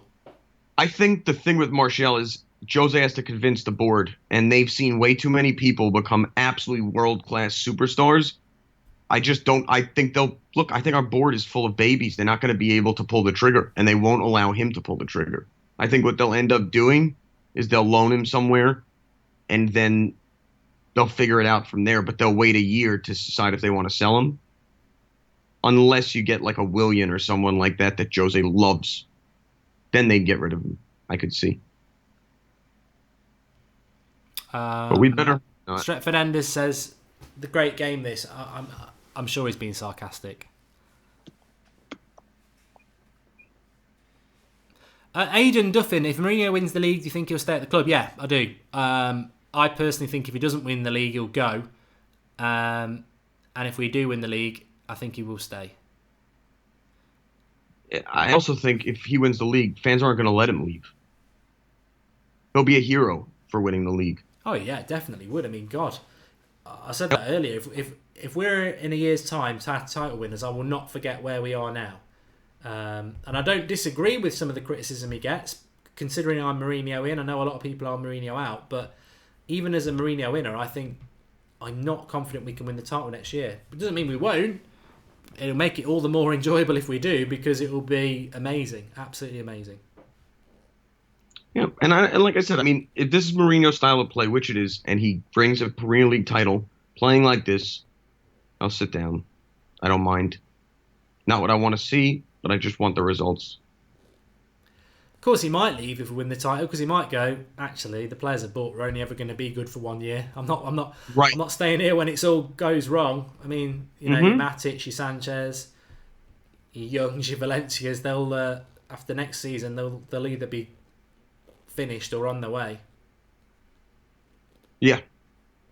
Yeah, I mean, again, I think the biggest indicator will be if we sell Martial, who do we get for him? Are they going for a Dybala? Are they going for Pulisic? Are they going for Willian?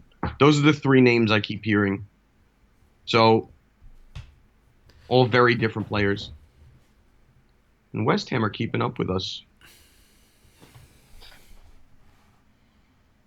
Telling you every time, never bet the first half in a United game in the over. Never do it. And every time I do it, and every time I give my money away.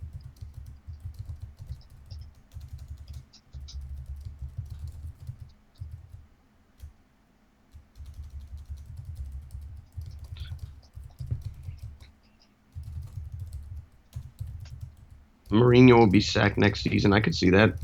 Like I said, there's not going to be a middle ground with him. He's either going to succeed or he's going to be gone.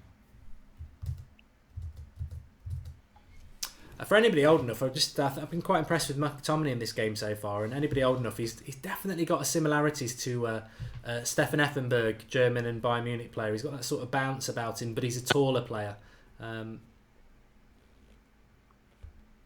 I've been a bit divided about McTominay, and I still am.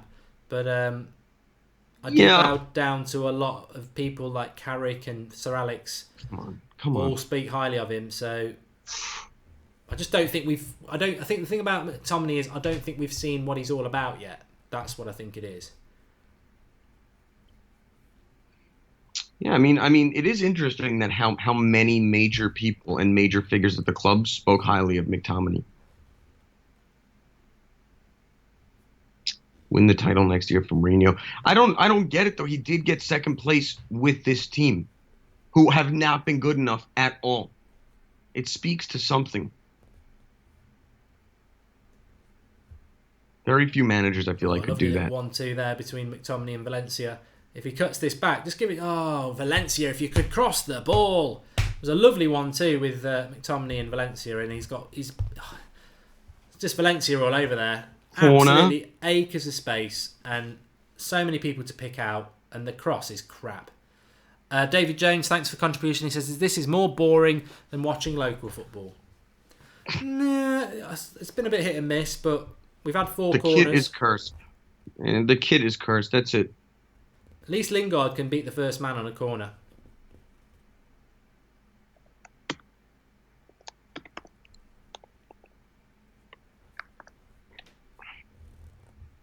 Certainly think if people were looking at Luke Shaw, they might think, oh, I wouldn't mind popping in and buying him. Yeah. I mean, he's playing well. Helping his value. George, Coney, our strikers for this game are Sanchez and Lingard. Lingard's sort of playing off him a little bit to the right, but it's Sanchez and Lingard up front in a sort of 5-3-2. I do think we have got too many defenders for West Ham, though. I mean, they're not putting any real effort into it. They're not committing numbers forward. Yeah, Alpo, I agree with you. Valencia is a very good player, but his crossing ability is shocking. When you've got that much space in a top level of football, to not beat the first man is just crap. And it was a good play, good build-up play between him and McTominay as well. Do you think we'd bring in a right back and left back, or just maybe bring back Fosu-Mensah? I think Valencia will play next year. He'll be first choice next year. It'd be interesting if they were ever able to sign Sessegnon, because Sessegnon and Young, and then Fosu-Mensah and Valencia would be an interesting combo. Victor says, I bet you'll blame the boring game on Jose. Well, to be honest with you, I think you've got 2 people in me and Jared who are Jose in, so I think that's a little bit unfair for a start. I'll throw it to the live comments. What are your thoughts on the first half so far? We're still 9 minutes away from half time. I think there's a bit of lethargy from the United team, but that's probably more to the players. I do also think that it's got to come down to the coaching staff as well if you can't get the players up. But what I find quite interesting is that it's a different team to the Brighton team, but it's a very similar problem, which is what I said after the Brighton game. You know, he wanted to have a go at Martial, Rashford and Mata, but actually we lost to West Brom and them 3 didn't play. We lost to Huddersfield and them 3 didn't play. It's a consistent problem. The players just don't seem to be able to, it's all in fits and spurts. There's no consistency to their development, to their approach to the game. And as I said, we're a very lazy team. We are bottom of the league, aren't we, for distance covered? It's a terrible stat to have. Shaw is so much better than Young. I mean, again, I don't know. Shaw's playing well this game. I don't like Shaw, but I see that I could see him getting better. I don't think with Jose as the manager he'll ever get to the heights he needs to. He'd be perfect on the Spurs, though. Perfect. I think Ben Davies is better than him, though. I don't know why. Yeah, I know Spurs do get linked to him. You're right, and but I don't know why they'd want him. They've got that Ben Davies is probably better. No. And will he want to go to a club and be backup? He may as well stay here. Well, he's not even backup here. No. Come on.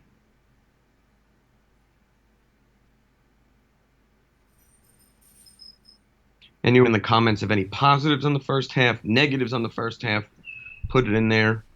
I'm interested to hear. I mean, again, it's 0-0. It's not good on our end, but it's not good on their end either. Dave B says boring. Who's Jose going to blame this time? I think the midfield three's been. To be honest, the one midfielder I don't think's had a good game. Our most expensive signing. Yeah, I mean, you know what though? That's although becoming that's a good more. Turn. He must have just heard me, although he's overrun it. Yeah, it's becoming a little consistent rather than. But McTominay and I think McTominay and Herrera have done okay. Pogba takes too many touches. Even there, he turns and he takes too many touches. Why is he? I was like that. Yeah, I mean, it's very interesting. I mean, maybe. Look, I hate to say it, but maybe Pogba's just not a midfielder for the Premier League or a midfielder for Jose Mourinho's team. And doesn't speak to his talent level because I think he's a world-class player. But maybe a person like Milinkovic-Savic to replace Pogba could actually strengthen the team and, help the dressing room a little bit. I don't know. Do you think Pogba will leave Yes. This summer? Yes. See, I really don't, but a lot of people are telling me that he's going. Not just people in the live comments. We do have conversations with people, and people have said, don't be surprised that Pogba goes. And I just think, how can Jose get away with that? This was his big signing, and 2 years. He's only been here 2 years, and if Pogba goes, 3 of his 4 signings have gone. But think about this. Retired, but think about this, right? If PSG give us £100 million for him, make money on him, bring in Milinkovic-Savic for 80. Mourinho looks like he made money on Pogba and brought in a future player that he thinks could be better suited for the team. And I got to be honest, does anybody actually think Pogba's a Mourinho player? Or because that's the one thing I think is pretty consistent. He's not a Mourinho player. So is he ever going to become one? Or is he just going to keep launching clothing lines on social media? Well, I wonder why Jose bought him. I heard somebody saying today that he wasn't bought. He wasn't Mourinho's signing. It was a Woodward signing. It was a United board sort of signing. But nice shot. Okay. You know what? Banned substance. A very interesting comment.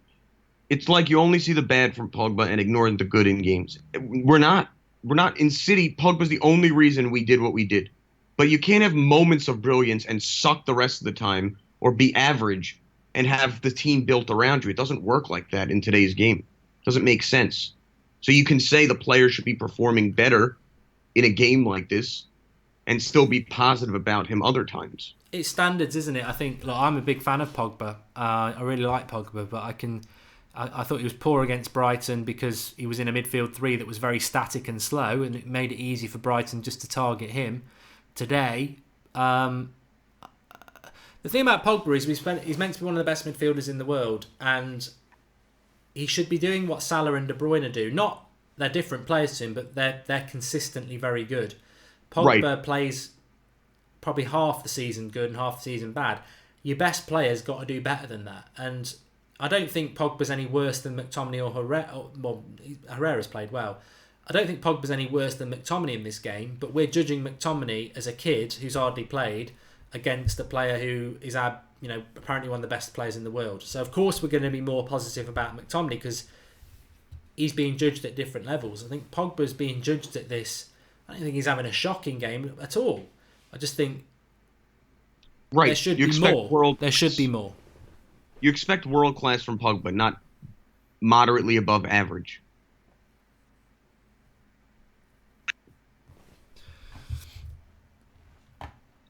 Yes, I'm American. To whoever asked that. We ain't Pep at United. That's never going to happen. Lingard into the box. Little back heel. Let's get it again. Live from the Olympic Stadium. Chesterfield 0, Fulham 0. See, I don't know why Luke Shaw there just refuses the chance to put an early cross in. Good flick on by Herrera. Pogba's handballed it. John Allen. Pogba has played 3 games well in 2 years. I mean, he has not had as many good games as I thought. Andrew, you can't compare him to KDB. We're not saying. I don't think Mark was saying he's De Bruyne. I think the impact that a guy like Salah, De Bruyne, Hazard have on their individual teams is the impact we would expect from Pogba. He disappears for 30, 40, 50 minutes in a game. That's not the same type of player. When do you see De Bruyne disappear for multiple games? Never. Never. Yeah, exactly. I thought I'd explained that, but as Jared said, I'm not comparing Salah and Salah and De Bruyne to Pogba at all. They're totally different players. What I'm talking about is the consistency of performance you get from your world-class player. Pogba is our world-class player, but he hasn't got that consistency yet, has he? No, but I thought he would at this point. I mean, it's better than last season. 100%. And again, Pogba is the only reason. Hold on, nice play by Valencia, Sanchez, and we lost the ball. Pogba's play in the City game is so integral. He's the only reason that they did not win the title against us and had those pictures forever. So there's something to be said for that. Only world-class players could perform like that in those moments. But it's moments. It's not consistent games. Not saying I suppose you've got to throw the same thing there that a lot of people, myself included, think Ashley Young is a terrible left back. But we all know against Salah, he put him in his pocket. So another shot from Lingard from distance, palmed away. I mean, that's the problem.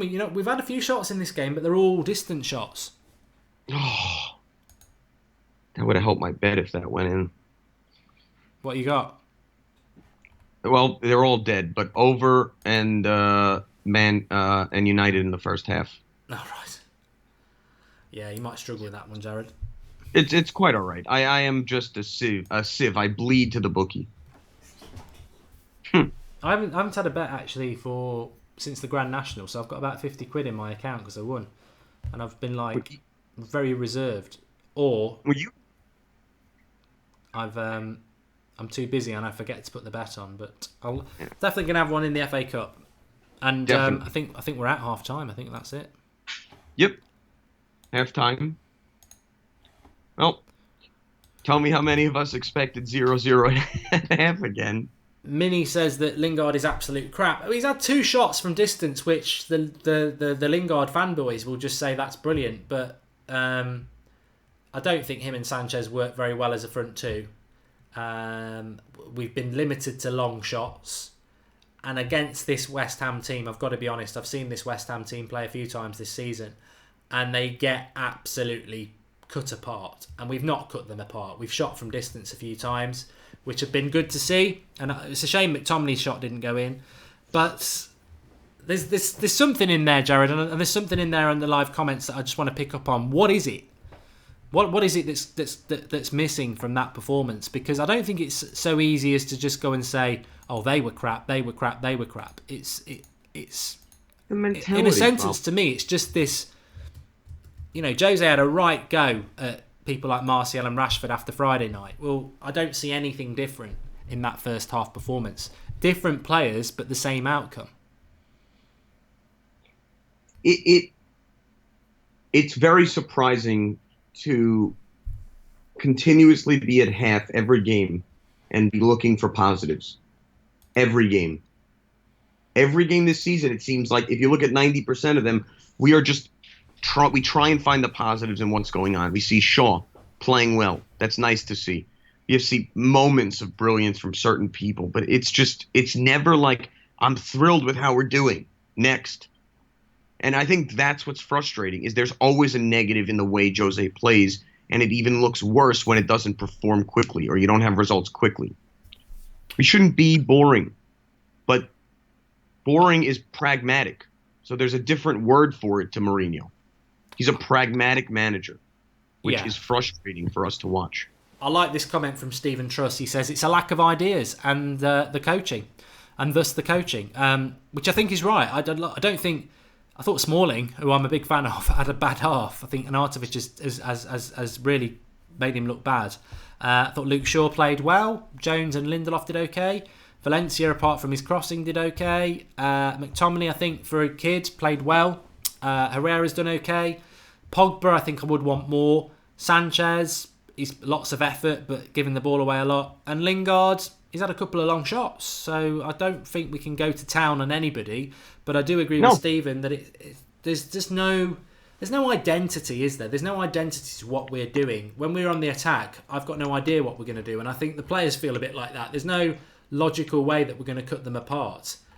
Denk Dracula says, and thanks for the contribution, just shows how important quality of Lukaku is. And Mini Mamona says, thank you, Mini. He says, I think we are too narrow. We lack decent wingers. When we do get wide, no one can give a decent cross consistency. Pogba not mature enough, and I'm not sure he likes the physicality too. Well, watch this space with Pogba. I'm starting to sort of hear what a lot of people are saying. Please do subscribe to the channel if you're new. Bottom right hand corner, get involved. Got a big summer ahead. Transfer shows, debates, Skype shows. So if you love United, debate, whether it's moaning or constructive or whatever it is, your opinion matters. So subscribe, bottom right hand corner, and get involved with the United Stand. You're very welcome. I need more creativity and width, says Jamie Pearson. Sanchez is a manager's dream, says Glenn's Zenden. His work ethic, yeah, I agree with you. The game is crying out for Martial, says Carlisle Robertson. Nobody is in the box, says Eric Tulga. Well, that's a good point from Eric, because we've shot from distance a couple of times and there's nobody following it up. And Sandeep says, as I expected, negative comments, negative analysis, and sorry, Jared, this discussion is not helping my mood in any way. United Stand need to excite me even more when we play poor. Okay, we're going to entertain you then. Look, we can only be driven by, what's going on the pitch. I don't know. I think you could sort of find an excuse that it's an end of season game. Jared, you could find that excuse, but then I think people are just going to blast in and say it's been all season though. Yeah. I mean, it's amplified now because of what's going on around us, I think. And it's instances where you'd hope these issues would have been fixed. The fact that they're still going on is making them worse. If Shaw hadn't hit the post and the ball had gone in, no one would be unhappy because that would have been a great goal from someone who we need to see more from. That would have been nice to see. Lawrence Law made a good comment. I love Pogba. He seems lost. Our game's missing a center forward. Bring on Martial or Rashford. I do agree with that. And anyone who thinks I'm negative on Pogba, just know that he is one of my favorite players on earth. I just think he's in a terrible situation where he may be in the wrong system. That's all. Not a bad player. Wrong system. Still a world-class player. To be honest, I've got to be honest, I think even if you brought Mata, Martial, Rashford on, whichever of those players you really like that think should be on the pitch, I don't think it would make a hell of a lot of difference. I think there's a lethargy to Manchester United's play and a lack of ideas that really exposes us as a footballing side. We're pragmatic, as Jared said, and we're clinical when we get the good chances. We've had a few shots from distance, and to be honest with you, I mean, just looking at Lingard's chance there, I mean, that's Lingard's sort of signature move, isn't it? Gets it around the halfway line, spins, and if there's space there, he can run into it and get a shot away. And against teams like West Ham, you'd expect that. But there's not really been any carving them apart. Every chance we've created has pretty much been from mistakes by West Ham. There's no real plan to cut this team apart. Lack of leadership on the pitch, says Shabam with a question mark. Yeah, that does come up a lot. Yaz256 says Lindelof's been excellent. Herrera's tackle, memories of Roy Keane, says Kevin O'Callaghan. Yep. And too much negative comments. The team is number 2. Come on, says Ernest. Well, it's all about opinion, Ernest. It's all about opinion. We have ideas only when we are down 1 or 2 goals, says John Chris. Where's Lodney? I'm trying to get him back on. He's not come back on since he had to sit down about Pogba. It'd be perfect for this game. He could say again. Rodney's not a big fan of Pogba, to be honest. But the last show he did with us, Pogba played well. So yeah, but he's not been wrong. And honestly, what he was saying was it was interesting. And the more you thought about it, the more you could see deficiencies in his play. Korshik says that even Jose's not happy. I don't know where he's got that from. Maybe it's just looking at his persona. But the problem that Jose's got in this game is that if he's not happy, it's a different set of players that he wasn't happy with on Friday. I don't know. Maybe Mourinho, out of everyone who looks the most miserable on the pitch, he always looks the most miserable. Always.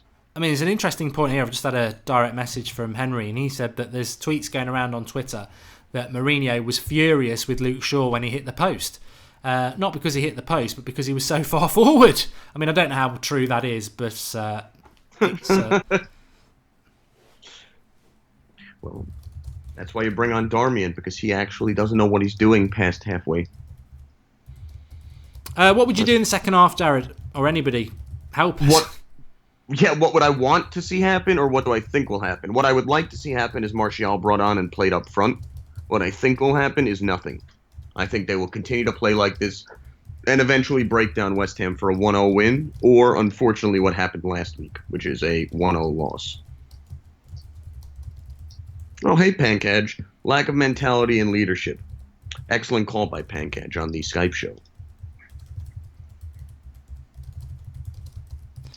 Team's not playing for Jose anymore. I definitely struggle with that individual point because I don't know if they are. There are definitely players in this team that are not playing at their full capabilities, and I don't know if that's Jose or not. Well, some of them are probably thinking, and I don't like to say this because it's speculation, but it could maybe be understandable. Let me just read this super chat from John Brooks. Mark, we need someone up front. Rashford needs to come on. Sanchez is playing too deep. Which Champions League final did you prefer, 99 or 08? 99, unparalleled. Both good, but definitely 99. And Sonny the Dude says, I've been following Jose from Porto to United every game, but I've never seen his side never poor in transition of play. Is Jose's fault or the players? Well, that's open for everybody. Thanks for the contribution. You can do that through the $sign at the bottom, but please do leave us a comment. I forgot what I was going to talk about before that now. But yeah, it's... Well, I got a question for you. If you could pick one person up front in this game, would you play Martial or Rashford? See, I'm not massively convinced that Martial's a forward yet. Thierry Henry took a while before he did that, and I don't think Martial, even though he thinks he is ready to go up front. I personally prefer Rashford up front. I'd just like Martial on the left. Yeah. Agree, actually. I mean, I'd like to see him get the opportunity. He did perform well there when he started here, but I do think if you look at the future... Rashford still has a shot to be the backup to Lukaku, whereas I don't see Martial having that potential here in this team. I've just remembered now before I forget what I was going to say. What I was going to say is, in the case of someone like Paul Pogba, he's got a World Cup in the summer. He's got an FA Cup final in a week and a half. Is he going to go full for leather against West Ham in a meaningless game that's quite physical and potentially mess up his World Cup and FA Cup? I mean, I know that people won't like that comment, but... in the case of Paul Pogba, it might be quite a relevant one. On top of that, if you listen to some people's rumours, are you going to go and get yourself injured when you know you're leaving anyway? It's no. And I don't know. I don't think he is going to leave, but I am hearing it quite a lot. So motivation in that case wouldn't be anything to do with Mourinho. It's to do with the player. But then you'd be like, well, why is he picking that player? Well, because we haven't got anybody else. Probably we haven't actually got anybody else. Is this true, Mark? Milinkovic-Savic's brother was at United. Is that true? I mean, are you talking about an agent or as a player? Because I think he was there as a player. I've heard that before. Sankadeep, thanks for the contribution. Yeah, I have heard that before. Yeah, I think Savic. There was a Savic, I think, at United before, but I don't know whether that was him. I've never really looked into it, but I have heard that before. Yeah, I'm getting excited about him, actually. The more I've watched him play this year, the more that you see he could be incredibly useful in a Mourinho team. Or not in a Mourinho team, to be honest. But he's been incredible over in Serie A. I think I saw a good comment there. I think it's Whiz Bio. Sorry, I should have said the name, but it was needs to take a centre back off and bring a forward on, which I agree with. I like the 3-5-2, but 3 centre backs is an overkill against Arnautovic because that's all they've got up front. Yeah, Arnautovic, if he gets service, which again we talk about bad service. Imagine being on West Ham. If he gets good service, he gets dangerous. But I've seen it. I've actually seen it as well a couple of times in that half where the West Ham midfield have passed it to Arnautovic, who's dropped off Smalling, been able to lay it off, and the other 2 centre-backs are like Bill and Ben, the flower pot men. They're not doing anything. I mean, if you're going to play 3 centre-backs, Arnautovic should never get a touch on the ball. It's overkill. The Shaw stuff comes from Samuel Lockhurst, says Tommy Herald.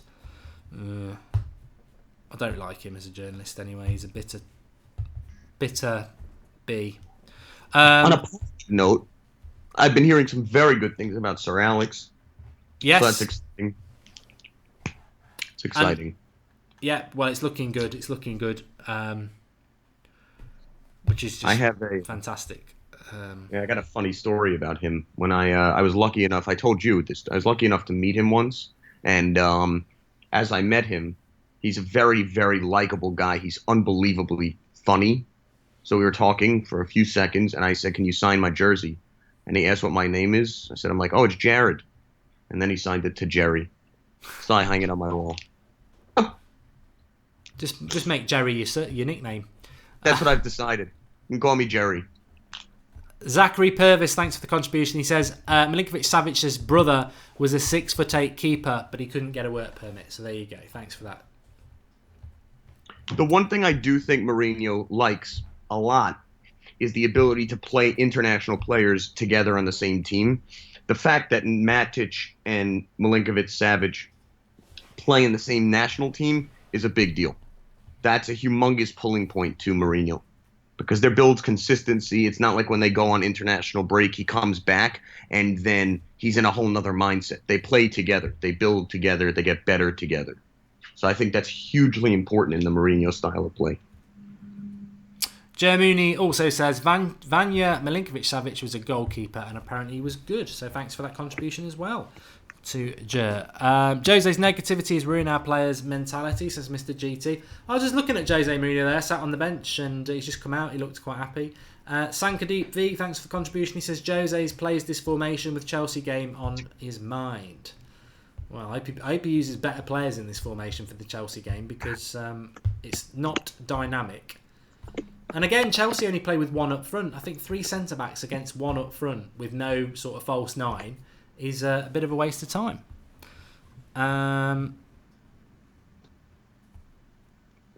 Feels like we don't coach the attack. I just read that one as well, Jared. Deadpool Universe. We both said it. Feels like we don't coach the attack. Nice name, Deadpool, by the way. I'm very excited for that movie. And Martial on the bench just looking absolutely miserable. Well, second half is away. We are up. Timer. Ismail says, absolutely great half from United. Great tactics from Mourinho, quick passing and great movement. The sarcasm isn't lost on anybody, Ismail. Here you go. Brevi. Sorry I'm late. How's the game? Well, have you ever had surgery? It's like getting the anesthesia. That being late 45 minutes is probably the better deal. Yeah, that's good. Congratulations.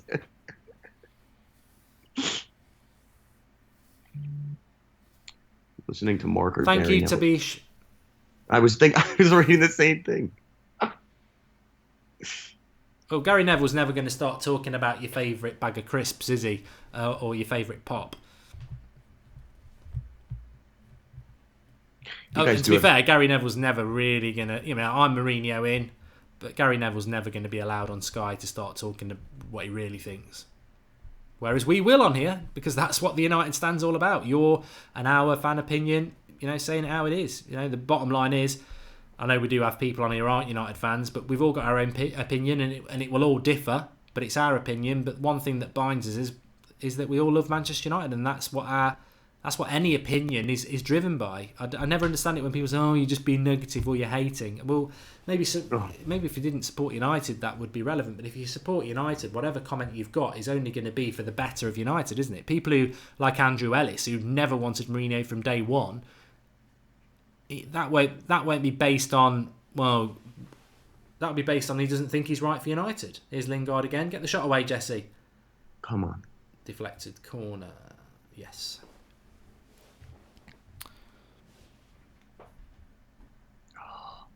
Sandeep says, I was 30 minutes late due to an Uber driver. He wore a Chelsea jersey, but he had no knowledge of football. Sounds like a typical Chelsea fan then.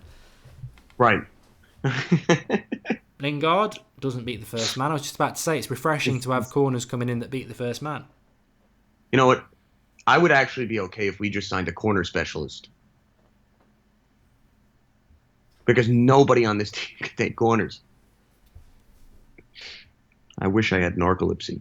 Yeah, I get that, Devil's Ace. So let's set ourselves a little bit of a challenge, because we're probably more likely of doing it than United scoring a goal. So if you've not subscribed to the channel, although Sanchez into the box, Pogba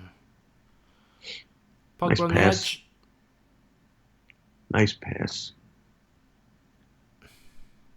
Little dink, Pogba over the bar. Subscribe to the channel if you're new, bottom right hand corner. Let's see if we can get to 221,000 subscribers. So please share the video on Twitter, on Facebook by clicking the share button, and do subscribe. And just to anybody who has subscribed, just check that you've got the bell on for all notifications, because we are moving into the transfer area now, and obviously there will be times throughout this summer where we just go live outside of the normal show. So we're normally live at 8 o'clock every night, and obviously 7 o'clock in the morning we've got the transfer daily, and then sometimes we do the 1 o'clock show, although that will probably be less when the season ends because they're normally previews and stuff. But if there is a signing or there's a big announcement, we'll go live, and that could be 10 o'clock at night, 10 o'clock in the morning. So make sure you've subscribed and you've got your notifications on for the channel, because we are a live content channel, and you don't want to miss it, because we are very, very fast around transfers. Very, very fast. Well, you were on the Sanchez one quite quickly. Fast with that, but we're normally pretty much within a minute or two. Bit of head tennis here. Jared, I'm just going to pop to the toilet and get myself a can of beer. Life's too short. Wait me a minute. All right. David Smith, 1-0, West Ham. Arnautovic, 93rd minute. Not going to happen. But that's okay. Herrera, man of the match so far. I don't know. He missed that chance, Sandeep. I don't know. It bothers me if we're 0-0 and someone does not convert. A nice opportunity for them. It was laid up. Well, Mark will be back, but what does he think? What do I think of the new away kit? It's all right. I like more normalized kits. I thought the blue one was pretty cool. Yeah, Lingard looks the most dangerous. I mean, he will definitely be playing at Wembley, so I'm excited for him, Mr. Wembley, if you will. It's Jerry on his own. I'll take it. It's so crazy, though. He's such a good guy. Like, I was so blown away meeting him. You know, he makes pies up north and brings them down every single week for the people who he meets. It's unbelievable. He's just a true legend of the game. One of the more unbelievable people to ever see in real life. Need a new striker to replace Zlatan. I don't know, but I would actually like Icardi. Jared, do I think American football fans are annoying or sort of I do, actually. Reshi. I think it's more difficult because over here it's harder to, well, I'm not talking to myself, I'm talking to the chair. And I think it's harder to find people to watch it with. Like, there's one United bar in the city that's great, but not like it is by you. It's not the first sport or the second sport. Got a feeling Carroll will come on and score late. Your American USA act. You know, we don't all have the same accent, by the way. Jared, Kobe, or LeBron. LeBron. You don't have to delete that comment. He's not incorrect. Americans have annoying accents, but they're all different and all annoying. I'm back in the room, Jared. I'll tell you what, I normally go to a break and I'm running around because I'm thinking, I'm going to miss something. I really did feel that I could have gone for half an hour and it still would not miss a goal.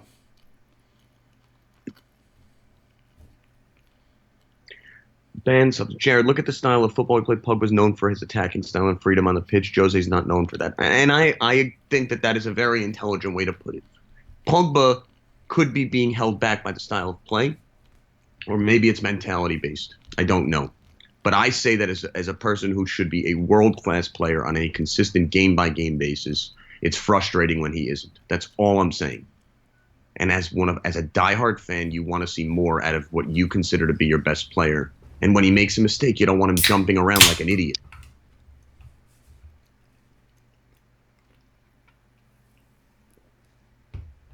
I forgot to turn the game back on. Well, I mean, Pogba spoke this week proud about being the captain, but he's not a captain, is he? No. You know, he's too petulant in the way he's like, banging the floor and throwing his hands up. That's not. He's still like the person said in the first half. He might be 24, 25 now, but he's still quite immature. You know, Mourinho, I was reading his comments this week about, like, we need men in this team.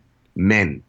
And if there's any comment to look at what Mourinho believes a player should be, that's the comment. Yeah. These baby actions, situations when you're on the pitch and you're slamming the field, you look miserable. He doesn't have any patience for it. But the thing is, a lot of the players that he picks aren't men. And I don't mean it in a derogatory way, but, you know, he loves Lingard, but Lingard's not a man. Every way he behaves is a kid. And that's not a negative. He's not a man, though. And I'd say the same about Pogba. But I think what his belief is like with Lingard, he's above his level. And when he plays on the pitch, he acts 100% professional. Whereas Pogba, you look at him, immediately he's in the wrong direction. He's swinging his hands. So maybe it's things like that. It's emotes. Like Martial does the exact same thing. Very emotional on the pitch. Men with soccer balls, yeah. Hey, Minnie. I agree, Litter. Reshi's just asked about Zlatan. What I would like is some clarity about Zlatan, because he says he's going to the World Cup, but this is an ad with Visa. So he's not going to the World Cup with Sweden then. He's going with Visa. Hit it, Jesse. This will be a goal. Straight at the keeper again. Yeah, it's all right, Lingard shooting and everyone going, another shot for Lingard, but none of them are going in, are they? He's had like 4 shots now. No, but practice now. And you see, that's the difference. You look at how he reacts when he misses a shot. He's not flailing. He's like, he says something, he moves on, he gets back into position. I just think that's what Jose looks for. Grow up. You could be 22, 29, or 34. You have to act like an adult on the pitch. When you react and you're the leader of the team, everyone around you, their faces drop. That is where Pogba has a negative on him. What beer are you drinking, by the way? Me? Mm-hmm. Carlsberg. It's crap. It's just cheap. It is crap. We have a supermarket over here called Aldi, and we have Aldi. All right. Well, it's it's not that new here now anyway. But they don't do all the brands, but they every now and again they do. So they always have Carlsberg. I don't really like it, but it's just very cheap. We have got a cool IPA I'm drinking, which is good. What's the lagers in America? Well, it's funny. You guys have much better beer over there than we do, but we're starting to get a lot of these micro distilleries that make a bunch of IPAs and lagers, which are really nice. Good stuff. Honestly, one of my favorite breweries is Brewdog, which we just got shipped over here, but they don't have restaurants over here or anything like that. No. Yeah, we've got a couple of. So what is it? Budweiser for lager or? Yeah, Bud Light, Stella, standards. Coors. Yeah, I mean Coors is vile, but Heineken's been getting very big, and then Blue Moon's been huge since Budweiser bought them. Must be a good game to be chatting. Andy, you are not incorrect. It's a phenomenally interesting game. We are 11 minutes in, and Moy's sweater is more interesting than the game.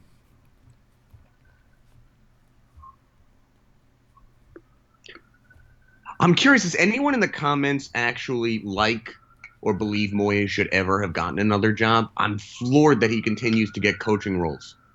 Floored. Well, at least he's kept them up. Yeah, but it's West Ham. It's like they shouldn't be going down anyway. But they will. Their owners have screwed that club. Chris Smith says, and thanks for the contribution, he says, I'm watching Pogba, he isn't world class. Well, I don't think anybody believes Pogba's world class. I think he's potential world class. It's whether he gets there. He's not world class, no. No. I think the interesting thing will be, what if Mourinho wants to get rid of Pogba, and then he has an incredible World Cup and France win it all? Then what do you do? Yeah, I don't think France will win the World Cup. I think they won't win the World Cup simply because of their manager. I think they've got a fantastic squad. Shams is an idiot. They've got a great squad, but I think that what's it called? I actually am betting on Belgium to win it all. Again, they've got an idiot manager. I don't think they will. And Martinez is duty, but look, he's a manager who at least is better than Wilmots, who was their old manager. And it's almost like because he's like the tallest Peter Dinklage in the group. Again. Giving it away. There was a good chance there in the final third. No, I think it will be Germany, Spain, or Brazil are my dark horse. And I know everyone laughs about Brazil being your dark horse, but they're actually not a big footballing power at the moment.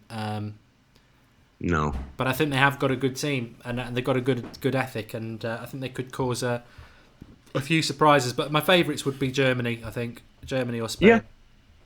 Well, it's interesting. If you look at Ozil, he's sitting out of matches to be ready for Germany. Yeah, and they always do that. The Germans are very efficient, and they're always well primed with their keeping players fit. And Bayern Munich, they're always ready anyway, aren't they? Because they're playing such a pub league, and they get knocked out of the Champions League well before April. So yeah, it's going to be. I will say, I don't think I've looked forward to a transfer window as much as this. I don't think I'm going to be happy with everything that happens. I don't think any fan would be, but I don't think that's the answer. I don't think we have to be happy with everything. I think we have to see the growth that players that could go anywhere in the world are choosing to still stay here. I think you're right there. The last two transfer windows under Jose, we maybe didn't get everything we wanted, but we knew it was going to be, the signings were going to be like improvements. I think this summer we will make signings that improve us in Jose's mind, but as well as exciting signings, I think there's going to be horrible exits that not everyone agrees with, and that we haven't had that for quite a while.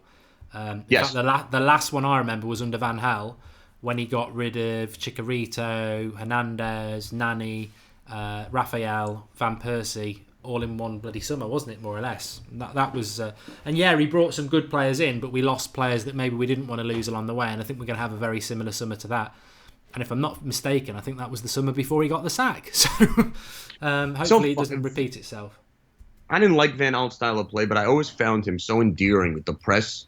He was hilarious. I remember when he called him Mike Smalling. It's things like that. I don't know. They make managers last longer because they're likable. Jose doesn't have that. He's not a likable manager, so he has to win. It's weird when you consider those things. And West Ham have a run here. João Mario. Oh, that was a terrible play, by the way. Lucky he didn't hit him. Everyone but De Gea. I've said this to a couple of people before. De Gea staying is a sign that he believes we can win, because he wouldn't stay otherwise. He wouldn't. I've always said about De Gea, if he went to Real Madrid, could you really knock him? I mean, he spent No. 5 years at United after we won a title, and he won a title with us. He spent 5 years proving he's the best goalkeeper in the world in a mediocre top 4 side. Why not go and have a few years Where you playing can in a win team where European Cups. you might win things? Right. I mean, we passed up his opportunity to play with Real Madrid. So the fact that he still doesn't hold a grudge, or if he does, he doesn't show it. I've never seen a more underrated or underappreciated player on a team in my entire life. You look at a player like that who is just so integral to what we do, and it's amazing that the support at the stadium that he gets, it's incredible. But I think sometimes from the fan base, he's taken for granted. I'm just going to let this attack from United Peter out, and then I'm going to read a comment from Hi, which I want everyone to read. It's a super chat, but it's a good comment as well. Valencia, cross, Pogba, wide. So Hi says, funny Martial and Rashford get picked out. Lingard is very poor and Sanchez not great, but I bet Jose won't say anything about those. What do you think about that, everybody? Do you think that's a valid point? I mean, obviously it's valid because it's that person's opinion, but yes, Rashford and Martial were picked out after Brighton. Have Lingard and Sanchez done any better, really? No. But he won't slight them either. Definitely not Sanchez. He may go for Lingard. But in the end, I think he'll put it on Pogba. I do. It's the easiest path. Well, to be honest with you, I don't think Martial and Rashford were rubbish or matter against Brighton. I thought they played in a team that didn't create anything because it was a very negative fullbacks and midfield. I don't think Lingard and Sanchez have been dreadful in this game either. No, it's just... I just think Mourinho was wrong to pick out those attackers in a system that he'd made very, very defensive. But that's good play by Pogba. Yeah. Beautiful play. But you know, when we're on the attack now, which we are, it's like that comment at half time. We don't look like we do practice our attacks. We don't look like we're... I don't know any of our attacks where I sit there, I'm like, we're going to score. You know, it's like, I don't know if any of you live bet, right? But there's teams, and I don't need to say which ones they are, that the second they go down, you jump on the site and you bet live on them because you know that they're going to score. You just know it. Like, I don't think I've felt that way for a long time under Mourinho, that we're ever going to score. I just hope. Shaw's playing well, ban substance. We've said that many times. We love it. I want to keep Shaw consistently playing well because maybe I could be proven wrong and maybe he's the guy for the future. Who knows? But with 2 games left, he won't be here next year. Chung and Gomez should have had a chance. Yeah, this is I think a major error for Mourinho not having them on the bench.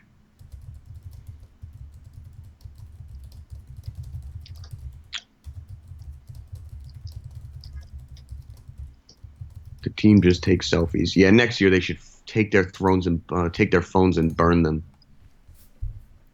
Niall Mottershaw, thanks for the contribution. He says, who do we need to sign in the summer? God, I think it's a very big list because there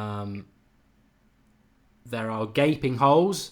Here we go. And then there are positions where I think we've got players that, yeah, they look okay, but actually are they good enough for a title? Right. So you've got your gaping holes, which I think are left back. We've got midfield. We need a couple of midfielders. I think we need a right midfielder as well.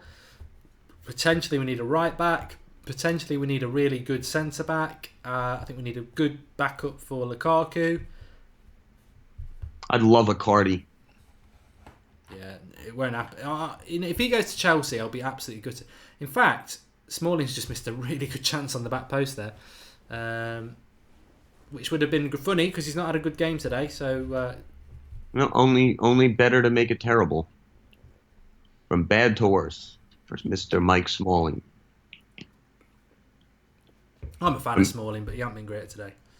No, but you don't have to be great every game if you're Smalling. You just have to be, it's 0-0. So whatever he's doing enough right now, right? And here comes Andy Carroll. So one of two things will happen. Either he scores the winner or he's getting injured. Well, it'll make them. It'll give them another dynamic. Yeah. Yeah, I mean, to your point before, signings-wise, I think you look at individual players that we need. Like, I would love to see Sandro and Savage come and then build on those signings afterwards. I'd love to bring in a really good defender. I know we won't get Umtiti, but someone along those lines to pair with Bailly.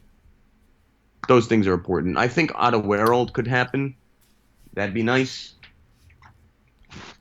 Sorry, I'm just tutting because it's my fault. I haven't got my phone on silent, and the notifications are even pissing me off.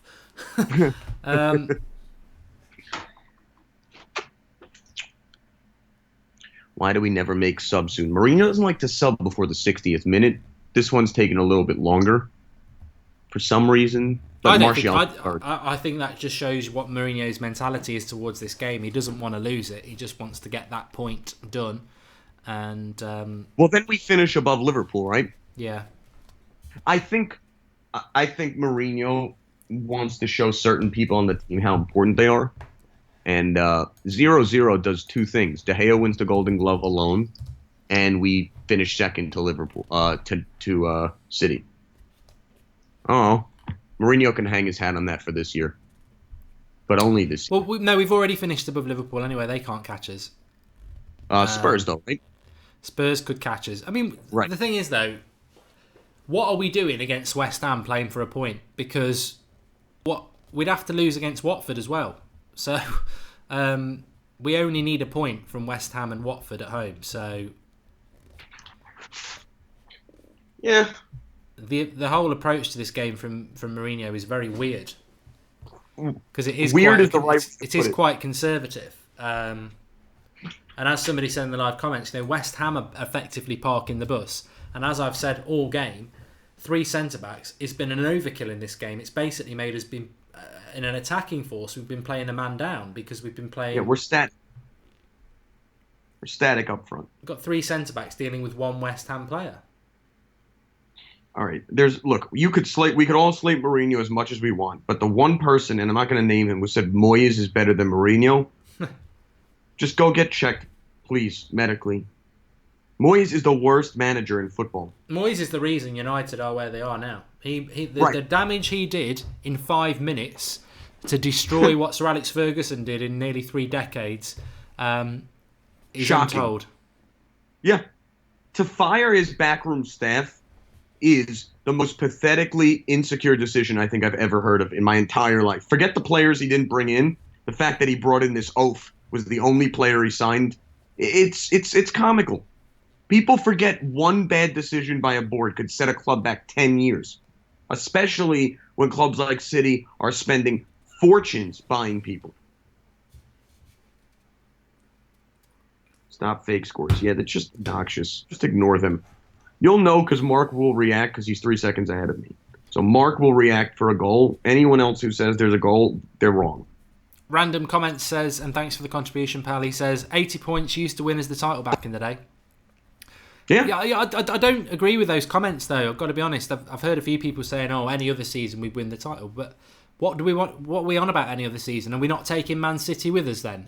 We're just going to leave them behind and go back to every other season. You can only play the season you're in, and the reality is, this season we ain't near the title because there's a team that's infinitely better than we are. And so, any other season we would have won it is silly. Pogba's just tried to do a Beckham there, miles off. Makes you look stupid, doesn't it? Mm-hmm. Rashford's coming on, I think. Good. Him, I'm very confident that he's not only going to be here next year, but I actually think he could flourish under Mourinho. I really do. I think that people underestimate how much faith Mourinho has in him. I know he doesn't play like we want to see him, but again, Mourinho has a weird way of building youth. But tell me another manager who's coached as many world-class talents and led them to this. Salah, De Bruyne, even though he sold them, they played under him and they learned something from him. Good play by Sanchez, not a great shot by Pogba. Next goal. All right. If anyone likes a bet, throw it in the comments and I will potentially do it. Also, if you're in London, quiff your bet. Can't do that in America. Samek says Rashford will get a goal if he comes on. Remember that goal he did get a couple of years ago against West Ham? Brilliant.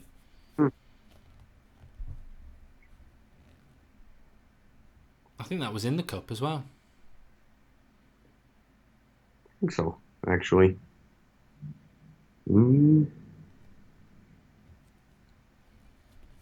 McTominay's had a quiet second half. Yeah. But, again, I don't know if I'm faulting them for it, because 0-0 seems to be what Mourinho wants out of this game, which is bewildering. I wouldn't. I think you see, Wesley. I'm a bit split on that statement that you say there. Sanchez has been good. I was tempted to agree with you, but actually, has he been that good, or are we just getting blinded by work ethic? Because he has still given the ball away a lot, and how many chances have we created apart from shooting outside the box? So, yeah, I think his work ethic's been very, very good. But has he really played that well, or are we just being blinded by that? But Sanchez, for me, Sanchez is the only person I will not slate in any way this year. I think it's an impossible task to be as talented a player as he is and have to move mid-season. So if he's playing like this next year, there's a bigger problem.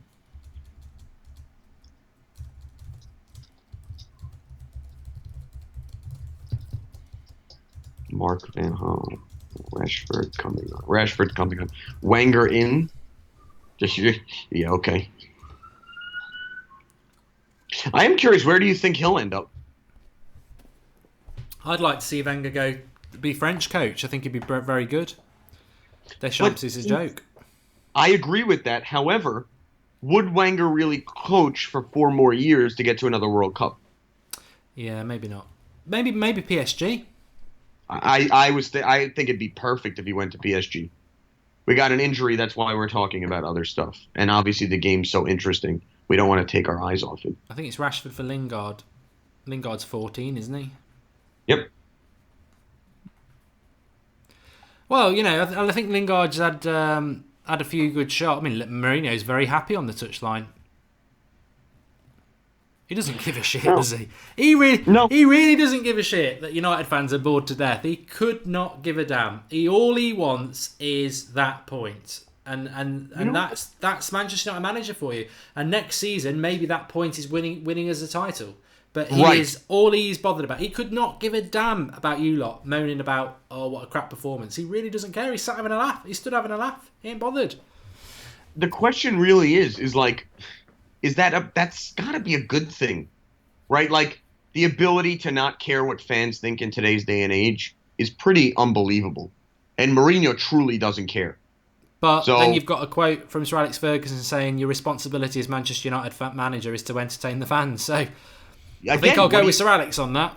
I'm not disagreeing that Sir Alex is correct in the sense that you have to entertain the fans. But in the end, if you can go to the fans and say, we need this point to come in second and move forward with the year and move on, that's just logic-based thinking, right? So if you don't entertain all the time, I'm okay with that if you get results. I just think, again, Mourinho's neighbors have gotten substantially better results playing better football. Chris Smith says Sanchez has done more than Pogba in every department. Well, I don't disagree with you, Chris. I think Herrera's had a good game. It might be a bit of a thinking person's good game, but he's playing that position where Matic normally plays, just breaking up the play, giving the ball, give and go, and not really give and go, but just breaking up the play. I think he's done very well in that position tonight. I think Luke Shaw's done okay. I don't think he's done enough that Mourinho will think, I need to keep him, but he's certainly not had a bad game. No. And again, if Mourinho finishes his game with 0-0, he'll be happy, it looks like. If West Ham nick a goal, I'm very curious to see who he blames. I don't think Can't blame Martial on the bench. I don't think West Ham look like scoring, to be honest. Never say never, but they haven't had a fantastic amount of chances. I can't think of hardly anything, really. Yeah, but didn't Brighton only have, realistically one chance and a beautiful save by De Gea? So who knows? These teams are not quality. They snake these goals in the last few minutes.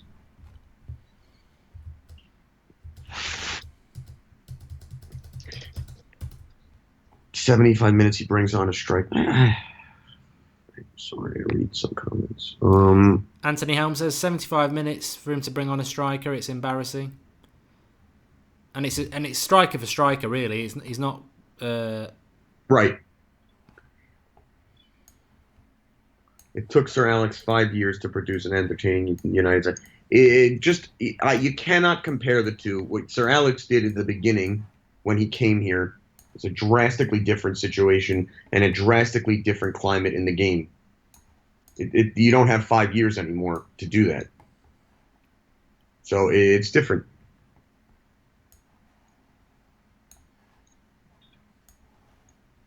Paint drying is more exciting. Yeah, I agree. It's like watching Mad Men. Nothing happens, but you have to watch it.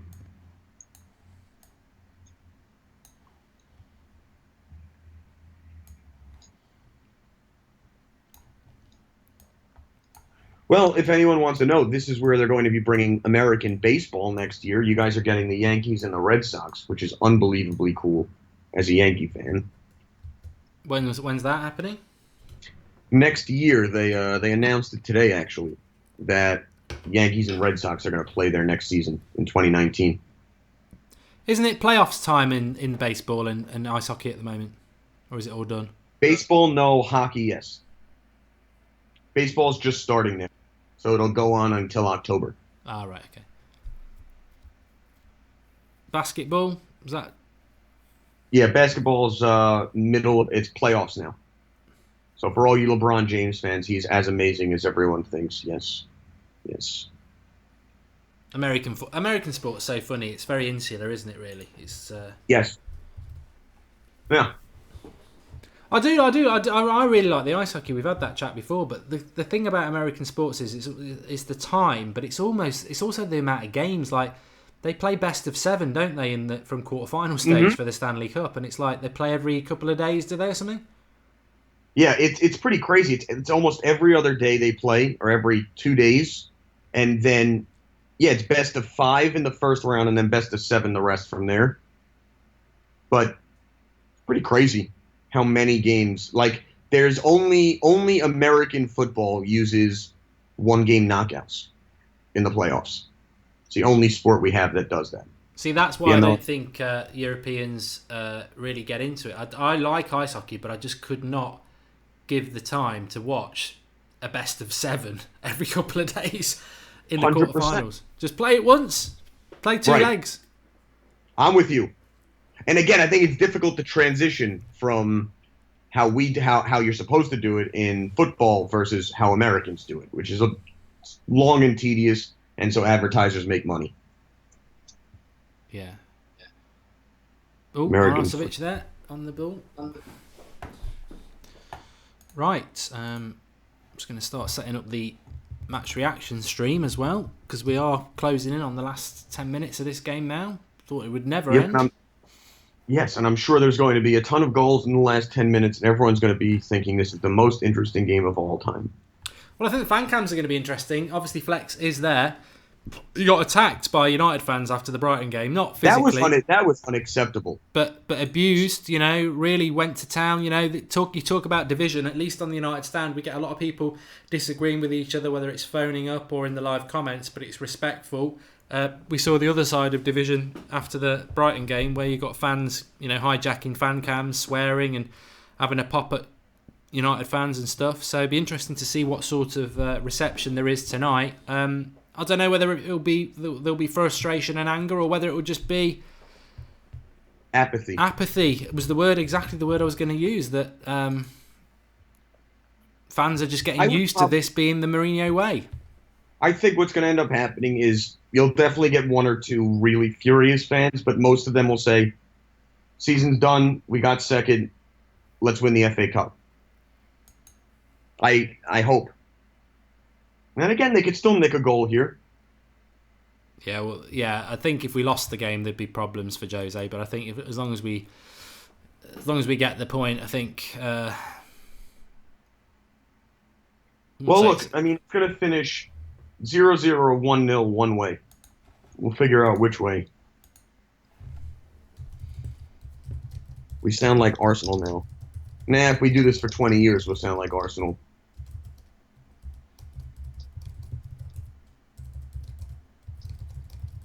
Plus, for anyone who doesn't know what a shit Stan Kroenke is, he's the worst human being alive. So I feel for Arsenal with having to have him run their team. Arnautovic making a nice little run with no support. Oh, nice header. Nice header by Jones. Look at you. It's funny, a lot of the live comments are getting into Americans. Well, we're happy to answer anything. Now, do you guys get any American sports over there? Because when I'm over, some of the bars have them, but nothing crazy. Football seems to be getting bigger by you guys. American football.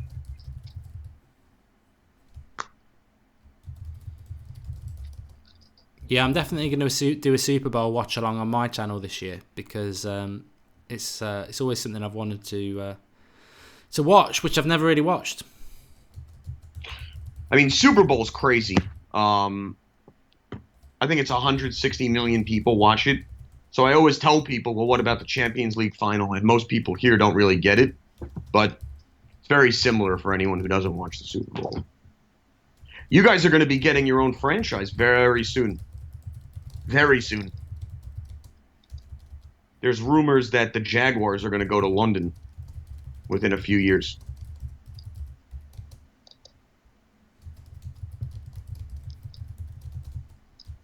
So, American football is just a rugby travesty. Yeah, I mean, I can't get into rugby, so I get it. But it's it's very similar, I've heard. I like rugby, yeah. Someone just said, yeah, Josh Gallion, it's a disaster. Trust me. I watch Super Bowl every, yeah, it's like 150 million people watch it. It's crazy, or 100 million, I think is the number. Mark, do you really want to watch this for another season? No. Well, the thing is, next season, up until hopefully we might get further than Christmas this year. We might, at least there is that excitement that we I nearly said we might win the title, but we're playing for top four. Like second to last game of the season, top four is guaranteed. Of course, you're going to find this a little bit lethargic because we're not going to get it. There's nothing to play for. But I still, right. I did just tweet it out there. I'm still a little bit confused how we've played so poor attacking-wise, but we've only used one sub. It's just a dead big giveaway that Mourinho is more than happy with a point. I think this is what he wanted. I think, but to be clear, he wanted a 0-0 point. He didn't want like 1-1. I think that, again, you can't understate. 5 years this guy's tried to get the Golden Glove, and he's gotten screwed multiple times. It's his year. Let's get him this trophy. It's a big deal. It's Is this the first time he's going to win it? Yep. I think he might have tied 1 year, but that doesn't count. Yeah, I mean, Declan, that's incredibly accurate. American football is so slow, and there is so many commercials, it's unbearable to watch. Years ago, that's what got me into real football. Because it is torture getting through a game. Bit like this. Yeah, but at least you know it's over in 90 minutes. No matter what happens, 90 minutes extra time, it's done. Whereas with us, it could go 3-4 hours a game.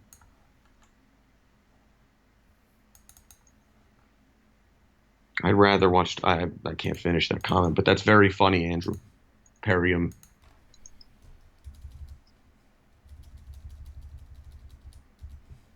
Come on, Paul. You gotta give a shit for De Gea. I mean, it's a big deal. Guy's been the only person consistently saving our ass every year. He deserves an individual achievement, and the club's job is to get him that achievement. So they're doing that today. Jared, are the Jacksonville Jaguars any good? They are getting substantially better. They made a deep run this year. But the guy who owns the Jaguars owns Fulham, and he bid $800 million on Wembley, and that's where they would do it. So Let's hope we can get a late winner. well, sure. Let's have Pogba score it, everyone, or Shaw.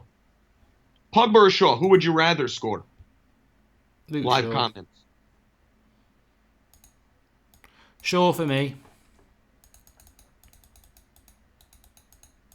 Mark, Jared, what if we lost to Chelsea in the final? Reshi, we're not going to. But if we did, I don't think we're going to have as miserable a time as Chelsea, as Mourinho would. Something going on now. Don't know what's just gone off here, but Andy Carroll's going absolutely mad.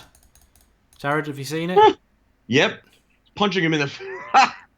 Well, most exciting thing of the game, everyone. Did he punch him? It looks like he hit him in the face.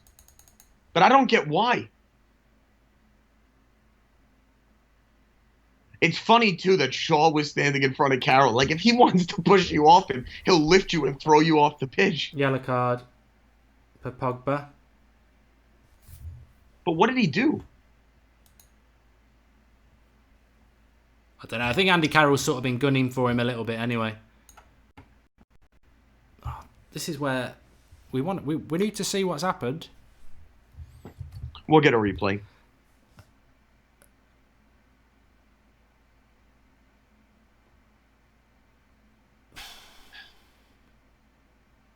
I don't know.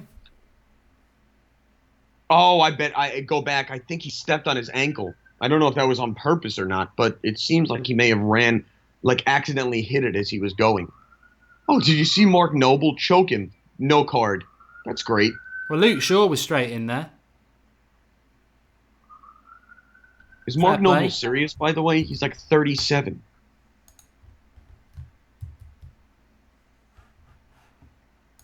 Yeah, I agree. There was Noble nothing should in not. that. Pogba didn't do anything there. No, Mark Noble should have gotten a red card. I guess spending your whole career at a shit club really is difficult. But you could always blow bubbles if you want as a West Ham fan. Good for them. Good for you guys. He stood on his ponytail mini driver. Why did Pogba get a yellow card? Because whenever anything goes wrong, they just look to him to blame him. I don't know why Pogba got a yellow card either. I think it's a very good point. It's funny. Is this John Moss, the referee? Yeah. Yeah, it's funny. Like, he's sitting there talking to Valencia, and Valencia's like, I don't understand what you're saying. What are you talking about? Noble should be sent off for that. Yes. I didn't know you can choke someone and put your hands on their face. You know what, though? We have a double standard. And to be fair, we should expect it. When you're a big club versus a fake club, what can you do? And now John Moss wants to get involved. Here we go. The ultimate screw job, everyone.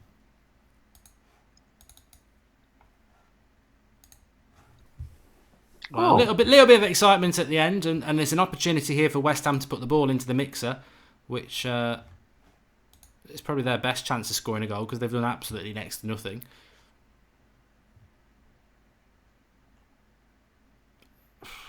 De Gea it's on De Gea now, isn't it?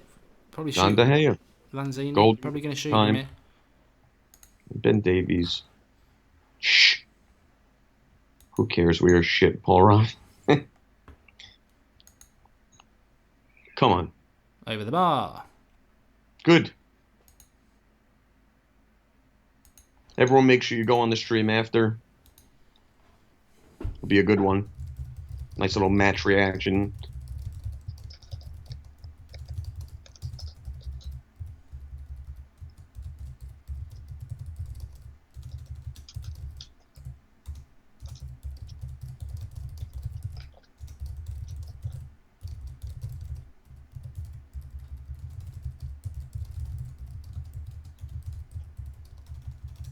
It was a red, definitely. At 3 minutes, Man United will clinch. I don't like that way to put it. Manchester United will clinch second with a finish. Oh, I guess congratulations, Jose. Let's bring Very Ashley Young on now. Another defensive bloody substitution. Yeah, but you know what? I gotta ask: would you rather see Martial come on at 91st minute or just not come on at all? No point, is there? Right.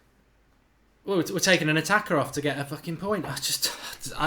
Defies logic. Defies logic. What we're becoming. It really does defy logic. Nobody ever said pragmatism was easy or enjoyable, because it's not. There's just not been any intent in this game to actually try and go and win it. It's just been defensive, hasn't it? Yeah, it just seems like we as a team are very content. We're a results-oriented team. We don't look at the style of play as essential, which I don't like.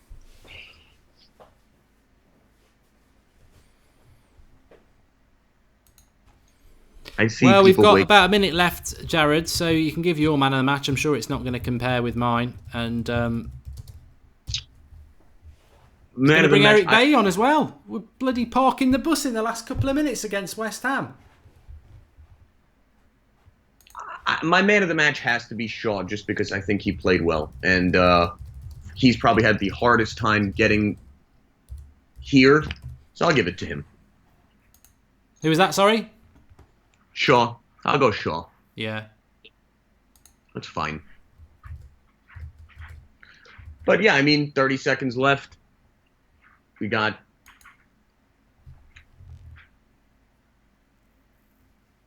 I don't know if there's an actual presentation for the Golden Glove.